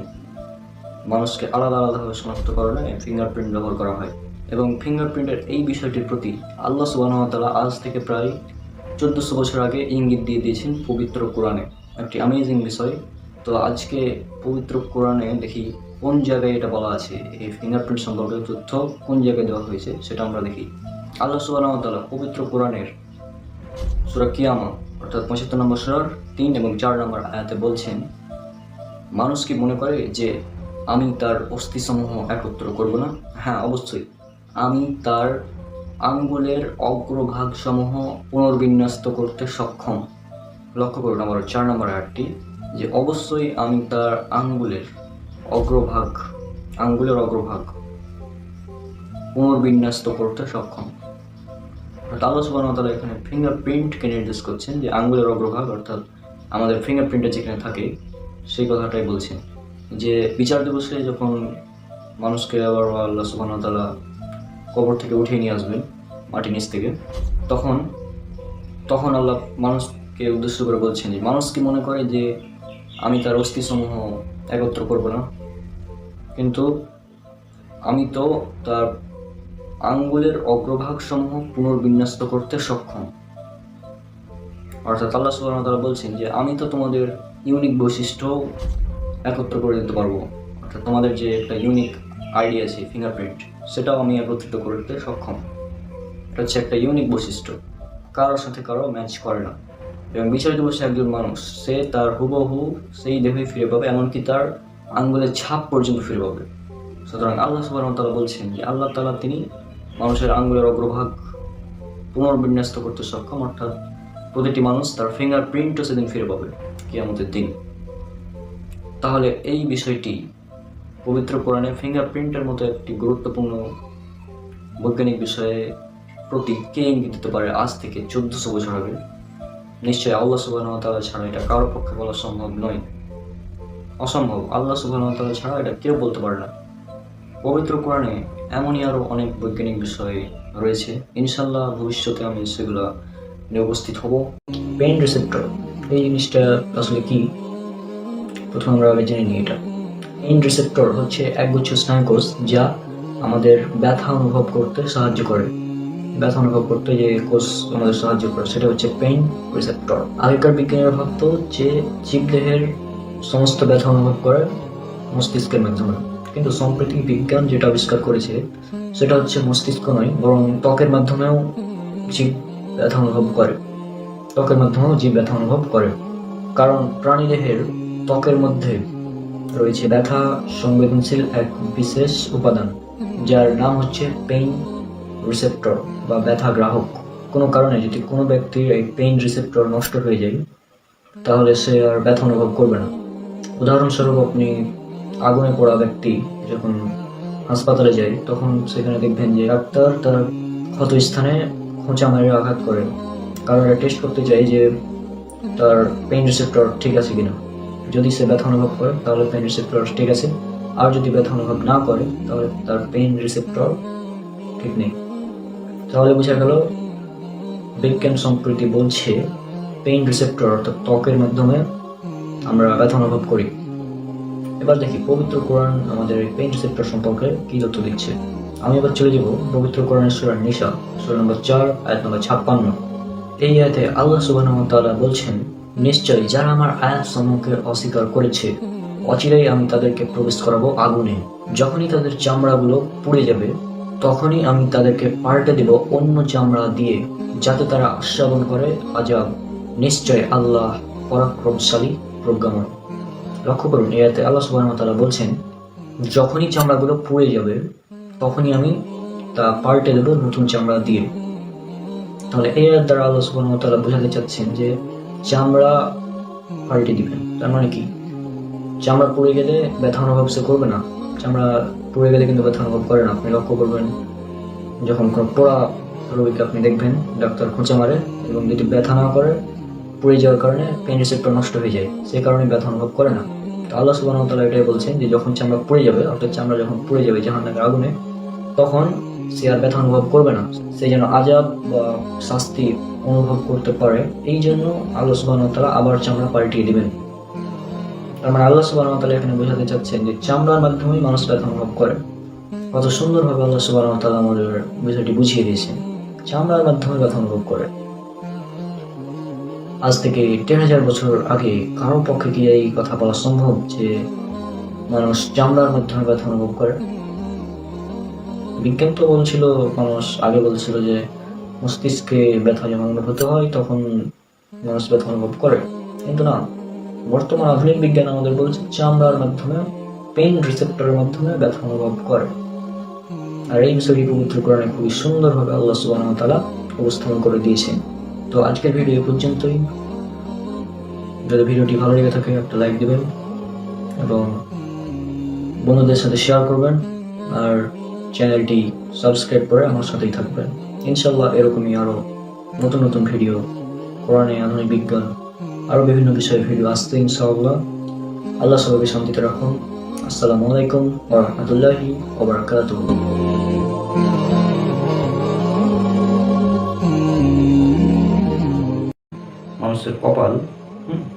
মানুষের কপাল হচ্ছে মিথ্যা বলার কারণে দায়ী। অর্থাৎ মানুষ যে মিথ্যা কথা বলে এর জন্য দায়ী হচ্ছে মানুষের কপাল বা সামনের মস্তিষ্ক বা মস্তিষ্কের সামনের অংশ। তো প্রথমে আমরা জানবো এই সম্পর্কে বিজ্ঞান আমাদের কি বলে, তারপরে আসছে পবিত্র কোরআনে। রিসেন্টলি একটি গবেষণা থেকে জানা গেছে যে মস্তিষ্কের সামনের অংশ মিথ্যা কথা বলে। এই গবেষণায় দেখা গেছে যে মস্তিষ্কের সামনের অংশ অর্থাৎ টার্সো ল্যাটারাল প্রিফ্রন্টাল কর্টেক্স নামক একটি অংশ দায়ী, এবং এই অংশটি রয়েছে মস্তিষ্কের একদম সামনে, অর্থাৎ আমাদের কপাল যেখানে রয়েছে সেখানে রয়েছে এই অংশটি। যুক্তরাষ্ট্রের ভার্জিনিয়ার টেক করেলিয়ন রিসার্চ ইনস্টিটিউটের গবেষক লুসা ঝু বলেন, গড়পড়তা মানুষ সাধারণত মিথ্যা অপছন্দ করে এবং এড়িয়ে চলে, কিন্তু যাদের ডার্সো ল্যাটারাল প্রিফ্রন্টাল কর্টেক্স ত্রুটিপূর্ণ তারা খুব সহজেই মিথ্যা কথা বলে। এবং আরও একদল বিজ্ঞানী এটাও প্রমাণ করেন যে মস্তিষ্কের এই সামনের অংশটি মিথ্যা বলার জন্য দায়ী, অর্থাৎ যাদের ডার্সো ল্যাটারাল প্রিফ্রন্টাল কর্টেক্স ত্রুটিপূর্ণ তারা মিথ্যা কথা বলে। তো আমরা এখন দেখব পবিত্র কোরআনে এই সম্পর্কে কি বলা হয়েছে। আসুন দেখি এবার কোরআনের মিরাকেলটা। আল্লাহ সুবহানাহু ওয়া তাআলা পবিত্র কোরআনে বলছেন, এটা উল্লেখ করা আছে সূরা আলাক সূরা নম্বর 96 আয়াত নম্বর 16। এখানে আল্লাহ সুবহানাহু ওয়া তাআলা বলছেন, মিথ্যাবাদী পাপিষ্ঠ কপাল। জাস্ট একবার চিন্তা করুন, মিথ্যাবাদী পাপিষ্ঠ কপাল, অর্থাৎ আল্লাহ সুবহানাহু ওয়া তাআলা এখানে বলছেন মানুষের কপাল হচ্ছে মিথ্যা বলার জন্য দায়ী, অর্থাৎ মস্তিষ্কের সামনের অংশ, অর্থাৎ যাদের ডার্সো ল্যাটারাল প্রিফ্রন্টাল কর্টেক্স ত্রুটিপূর্ণ বা এই অংশটি হচ্ছে মিথ্যা বলার জন্য দায়ী। এছাড়াও মানুষ সাধারণত সত্য কথাই বলে, তবে মিথ্যা বলে যখন তাদের ডার্সো ল্যাটারাল প্রিফ্রন্টাল কর্টেক্স যেটা রয়েছে একদম কপালের এখানে, সেটা হচ্ছে মিথ্যা কথা বলার জন্য দায়ী। একবার চিন্তা করুন, জাস্ট আজ থেকে 1400 বছর আগে এই তথ্যটি কে বলতে পারে যে মানুষের কপাল মিথ্যা বলার জন্য দায়ী? Just amazing. পবিত্র কোরআনে আধুনিক বিজ্ঞান এই সিরিজটি ইনশাল্লাহ এখন থেকে নিয়মিতভাবে চলতে থাকবে, অর্থাৎ আজকে 14তম পর্ব হলো, এভাবে একদিন পর একদিন, অর্থাৎ আগামীকাল নয় তার পরের দিন পর্ব 15, এভাবে ইনশাল্লাহ এই সিরিজটি শেষ করতে যাচ্ছি। কারণ এই সিরিজে প্রায় 100-এরও বেশি ভিডিও হতে পারে, 100-এরও বেশি। তো আশা করি আপনারা আমার সাথে থাকবেন এবং ভিডিওগুলো দেখবেন, এবং বিশেষ করে পবিত্র কোরআনে আধুনিক বিজ্ঞান এই সিরিজের ভিডিওগুলো বেশি দেখবেন। কারণ নাস্তিক এবং অমুসলিমদের যখন ইসলামের দাওয়াত দেবেন তখন এই সিরিজটা কাজে আসবে। তো আজকের ভিডিও পর্যন্তই। পবিত্র কোরআনে স্পিড অফ লাইট, অর্থাৎ আলোর গতিবেগ, পবিত্র কোরআনের একটি মাত্র আয়াত দিয়ে আজকে আমরা আলোর গতিবেগ নির্ণয় করব। তো ভিডিওটা দেখে আপনারা অনেক অবাক হতে পারেন, তো আজকের ভিডিওটা সম্পূর্ণ দেখবেন। তো আমরা ভিডিওটা শুরু করি। প্রথমে বলি, আলোর গতিবেগ হচ্ছে 2,99,792 কিলোমিটার পার সেকেন্ড। আর আমরা সবাই মাসের যে হিসাবটা করি সেটা হচ্ছে চাঁদ দেখে, যেমন যখন রোজা আসে তখন আমরা বলি আজকে চাঁদ উঠেছে কিনা, তারপর ঈদের আগে আমরা দেখি চাঁদ উঠেছে কিনা, অর্থাৎ মাসের হিসাবটা আমরা করি চাঁদ দিয়ে, চাঁদ দেখে আমরা মাসের হিসাবটা করি। তো এখন আমরা দেখি পবিত্র কোরআনের একটি আয়াত, এই আয়াতটি উল্লেখ রয়েছে পবিত্র কোরআনের সূরা সাজদা সূরা নম্বর 32 আয়াত নম্বর 5। এই আয়াতে আল্লাহ সুবহানাহু ওয়া তাআলা বলছেন, তিনি আসমান থেকে জমিন পর্যন্ত সমস্ত কার্য পরিচালনা করেন, তারপর তা একদিন তার কাছেই উঠবে, যে দিনের পরিমাণ হবে তোমাদের গণনায় 1000 বছরের সমান। আল্লাহর কাছে একদিন আমাদের কাছে 1000 বছর। অর্থাৎ আমাদের গণনায় একদিন 1000 বছর। এই তিনটা শব্দ মনে রাখবেন, আমাদের গণনায় একদিন এবং 1000 বছর। এই আয়াতের সাহায্যে আমরা এখন আলোর গতিবেগ নির্ণয় করে ফেলব। তো চলুন শুরু করি। গতিবেগ নির্ণয় করার জন্য আমাদের কি করতে হবে? আমাদের গতিবেগ আমরা জানি সমান দূরত্ব বাই সময়, বেগ V equal T by T, অর্থাৎ দূরত্ব বাই সময়, ডিস্টেন্স বাই টাইম। এটা যদি করি, যারা সায়েন্সের স্টুডেন্ট আছেন তারা এটা বুঝতে পারবেন ভালো। তাহলে গতিবেগ নির্ণয় করার জন্য আমাদের করতে হবে দূরত্ব বাই সময়, ঠিক আছে? আমরা জানি একদিন সমান 23 ঘন্টা 56 মিনিট 4.09 সেকেন্ড। তাহলে সম্পূর্ণটাকে সেকেন্ডে কনভার্ট করে আমরা পাচ্ছি 86,164 সেকেন্ড। আর আমরা জানি 1 বছর সমান হচ্ছে 12 মাস, তাহলে 1000 বছর সমান 12,000 মাস। আর আমাদের দূরত্বটা বের করার জন্য তাহলে এই মাসকে আমাদের length of the lunar orbit, অর্থাৎ চাঁদের নিজ অক্ষের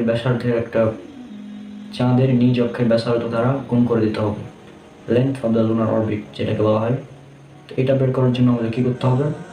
এটা বের করার জন্য আমাদের করতে হবে ভি ইন্টু টি, অর্থাৎ বৈজ্ঞানিক সময়। আমরা সবাই জানি চাঁদ, আমাদের যে চাঁদ রয়েছে সেটা সম্পূর্ণ উপবৃত্তাকার পথে ঘুরছে না, এটা 360 ডিগ্রি অ্যাঙ্গেল করে ঘুরছে, 360 ডিগ্রি। এবং এই চাঁদ এটি সূর্যের সাথে 26.92 ডিগ্রি অ্যাঙ্গেল করে ঘুরছে। তো আমরা যদি এই ভিটা বের করতে চাই তাহলে সেজন্য আমাদের একটা সূত্র ব্যবহার করতে হবে, এবং সেই সূত্রটা হচ্ছে V equal V E into cos alpha into T. Cos alpha বা কজ থিটা যেটা ধরুন, এখানে থিটা হচ্ছে থিটা বা আলফা যেটা, এখানে আলফার মান হচ্ছে 26.92 ডিগ্রি, এবং অন্যান্য মানগুলো আপনারা দেখতে পাচ্ছেন। তাহলে এটা যদি আমরা নির্ণয় করি তাহলে এটা আসবে। আর হ্যাঁ, এখানে যে টি, এই টি এর মানটা হচ্ছে, আমরা সবাই জানি চাঁদ পৃথিবীর অক্ষে প্রতি সেকেন্ডে 1.023 কিলোমিটার করে ঘুরছে।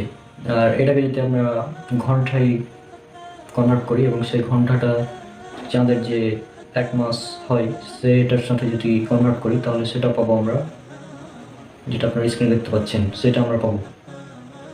তাহলে আমরা পুরো যদি লেন্থ অফ দ্য লুনার অরবিটকে 12,000 দিয়ে গুণ করি তাহলে সেই ফলাফলটা আমরা পাচ্ছি। তাহলে লেন্থ অফ দ্য লুনার অরবিটকে 12,000 দিয়ে গুণ করে আমরা দূরত্বটা পেয়ে গেলাম, যেটা আপনারা স্ক্রিনে দেখতে পাচ্ছেন। এবং সময় যেটা আমরা পেয়েছিলাম 86,164 সেকেন্ড। এবার আমরা আলোর গতিবেগটা বের করে ফেলবো, সেটা হচ্ছে দূরত্ব ডিভাইডেড বাই সময় করব। তাহলে আপনারা দেখতে পাচ্ছেন দূরত্ব ভাগ সময় যখন আমরা করলাম তখন আমরা আলোর বেগটা পেয়ে গেলাম 2,99,792 কিলোমিটার পার সেকেন্ড। তাহলে আপনারা দেখতে পেলেন খুব সুন্দরভাবে আমি প্রমাণ করে দিলাম এই আলোর বেগ 2,99,792 কিলোমিটার পার সেকেন্ড, এবং এটা হচ্ছে আলোর একদম এক্স্যাক্টলি যেটা আলোর বেগ। আমরা অনেকে বলি 3 লক্ষ কিলোমিটার, কিন্তু আসলে সেটা 3 লক্ষ না, আসলে সেটা 2,99,792 কিলোমিটার পার সেকেন্ড। এটা হচ্ছে আলোর এক্স্যাক্টলি যেটা বেগ সেটা। আর অনেকে হয়তো ভাবছেন আমি হয়তো নিজে নিজে সূত্র বানিয়ে এটা করলাম, এটা আমার নিজস্ব কোনো সূত্র না, এটা হচ্ছে যারা একদম টপেস্ট লেভেলের সায়েন্টিস্ট তাদের দ্বারা প্রণীত একদম ব্যাখ্যা, এটা সূত্র। তাহলে আজকের ভিডিওটি আশা করি আপনাদের ভালো লেগেছে। একবার চিন্তা করুন, আল্লাহ তো সরাসরি বলে দেবেন না যে পবিত্র কোরআনে যে আলোর বেগ হচ্ছে এত এত কিলোমিটার, তিনি তার মতো করে বলবেন এবং আমাদের সেটা বুঝে নিতে হবে। আল্লাহ সুবহানাহু ওয়া তাআলা পবিত্র কোরআনে বলেছেন, এটা উল্লেখ করা হয়েছে সূরা মুহাম্মদ সূরা নম্বর 47 আয়াত নম্বর 24-এ, যে তারা কি কোরআন নিয়ে গবেষণা করে না, নাকি তারা ভাবে না, তারা কি তাদের অন্তরকে তালাবদ্ধ ইত্যাদি, এরকম অনেক জায়গায় আল্লাহ সুবহানাহু ওয়া তাআলা বলেছেন। আল্লাহ সুবহানাহু ওয়া তাআলা আমাদের কোরআন নিয়ে চিন্তা ভাবনা করতে বলেছেন। আর সূরা ইয়াসিন 36 নম্বর সূরা 2 নম্বর আয়াতে আল্লাহ সুবহানাহু ওয়া তাআলা বলেছেন বিজ্ঞানময় কোরআনের শপথ। 1 থেকে 2 নম্বর আয়াত যদি পড়েন তাহলে সেটা পাবেন বিজ্ঞানময় কোরআনের শপথ। অর্থাৎ কোরআন হচ্ছে বিজ্ঞানময়, এবং আমাদের সেটা খুঁজে নিতে হবে, আমাদের নিজের ব্রেন খাটিয়ে সেটা বের করে নিতে হবে, যাচাই করে নিতে হবে এবং খুঁজে দেখতে হবে। আল্লাহ সুবহানাহু ওয়া তাআলা গবেষণা করতে বলেছেন, কিন্তু আমরা গবেষণা না করে চুপচাপ বসে আছি, এটা আসলে উচিত না। তো আমাদের সবার উচিত কোরআন নিয়ে বেশি বেশি গবেষণা করা। গবেষণা করলে এরকম আরও অনেক ফলাফল বেরিয়ে আসবে ইনশাআল্লাহ। আর আজকের ভিডিওটি যারা সায়েন্সের স্টুডেন্ট তারা হয়তো ভালো মতো বুঝতে পেরেছেন, আবার যারা সায়েন্সের স্টুডেন্ট না তারা হয়তো বুঝতে পারেননি। তা আমি ডেসক্রিপশন বক্সে সুন্দর করে কিছু লিখে রাখবো এই সম্পর্কে, তাহলে আপনারা সেটা পড়লে সেটা ইনশাআল্লাহ বুঝতে পারবেন। তো আজকে ভিডিও পর্যন্তই, দেখা হচ্ছে পরের কোনো ভিডিওতে। ভিডিওটি যদি ভালো লেগে থাকে তাহলে একটি লাইক দেবেন, বন্ধুদের সাথে শেয়ার করবেন, আর চ্যানেলটি সাবস্ক্রাইব করে আমার সাথেই থাকবেন। এবং অনেকে হয়তো দাওয়াতের উদ্দেশ্যে আপনারা আমার ভিডিওগুলো ডাউনলোড করে আপলোড করতে পারেন বিভিন্ন বড় বড় ফেসবুক গ্রুপে, ইউটিউব চ্যানেলে, আপনাদের যেখানে ইচ্ছা সেখানে আপলোড করতে পারেন। তবে উদ্দেশ্য যেন হয় দাওয়াতের উদ্দেশ্যে, আল্লাহ সুবহানাহু ওয়া তাআলার সন্তুষ্টির উদ্দেশ্যে। আল্লাহ সুবহানাহু ওয়া তাআলা আপনাদের সবাইকে শান্তিতে রাখুন। আসসালামু আলাইকুম ওয়া রাহমাতুল্লাহি ওয়া বারাকাতুহু।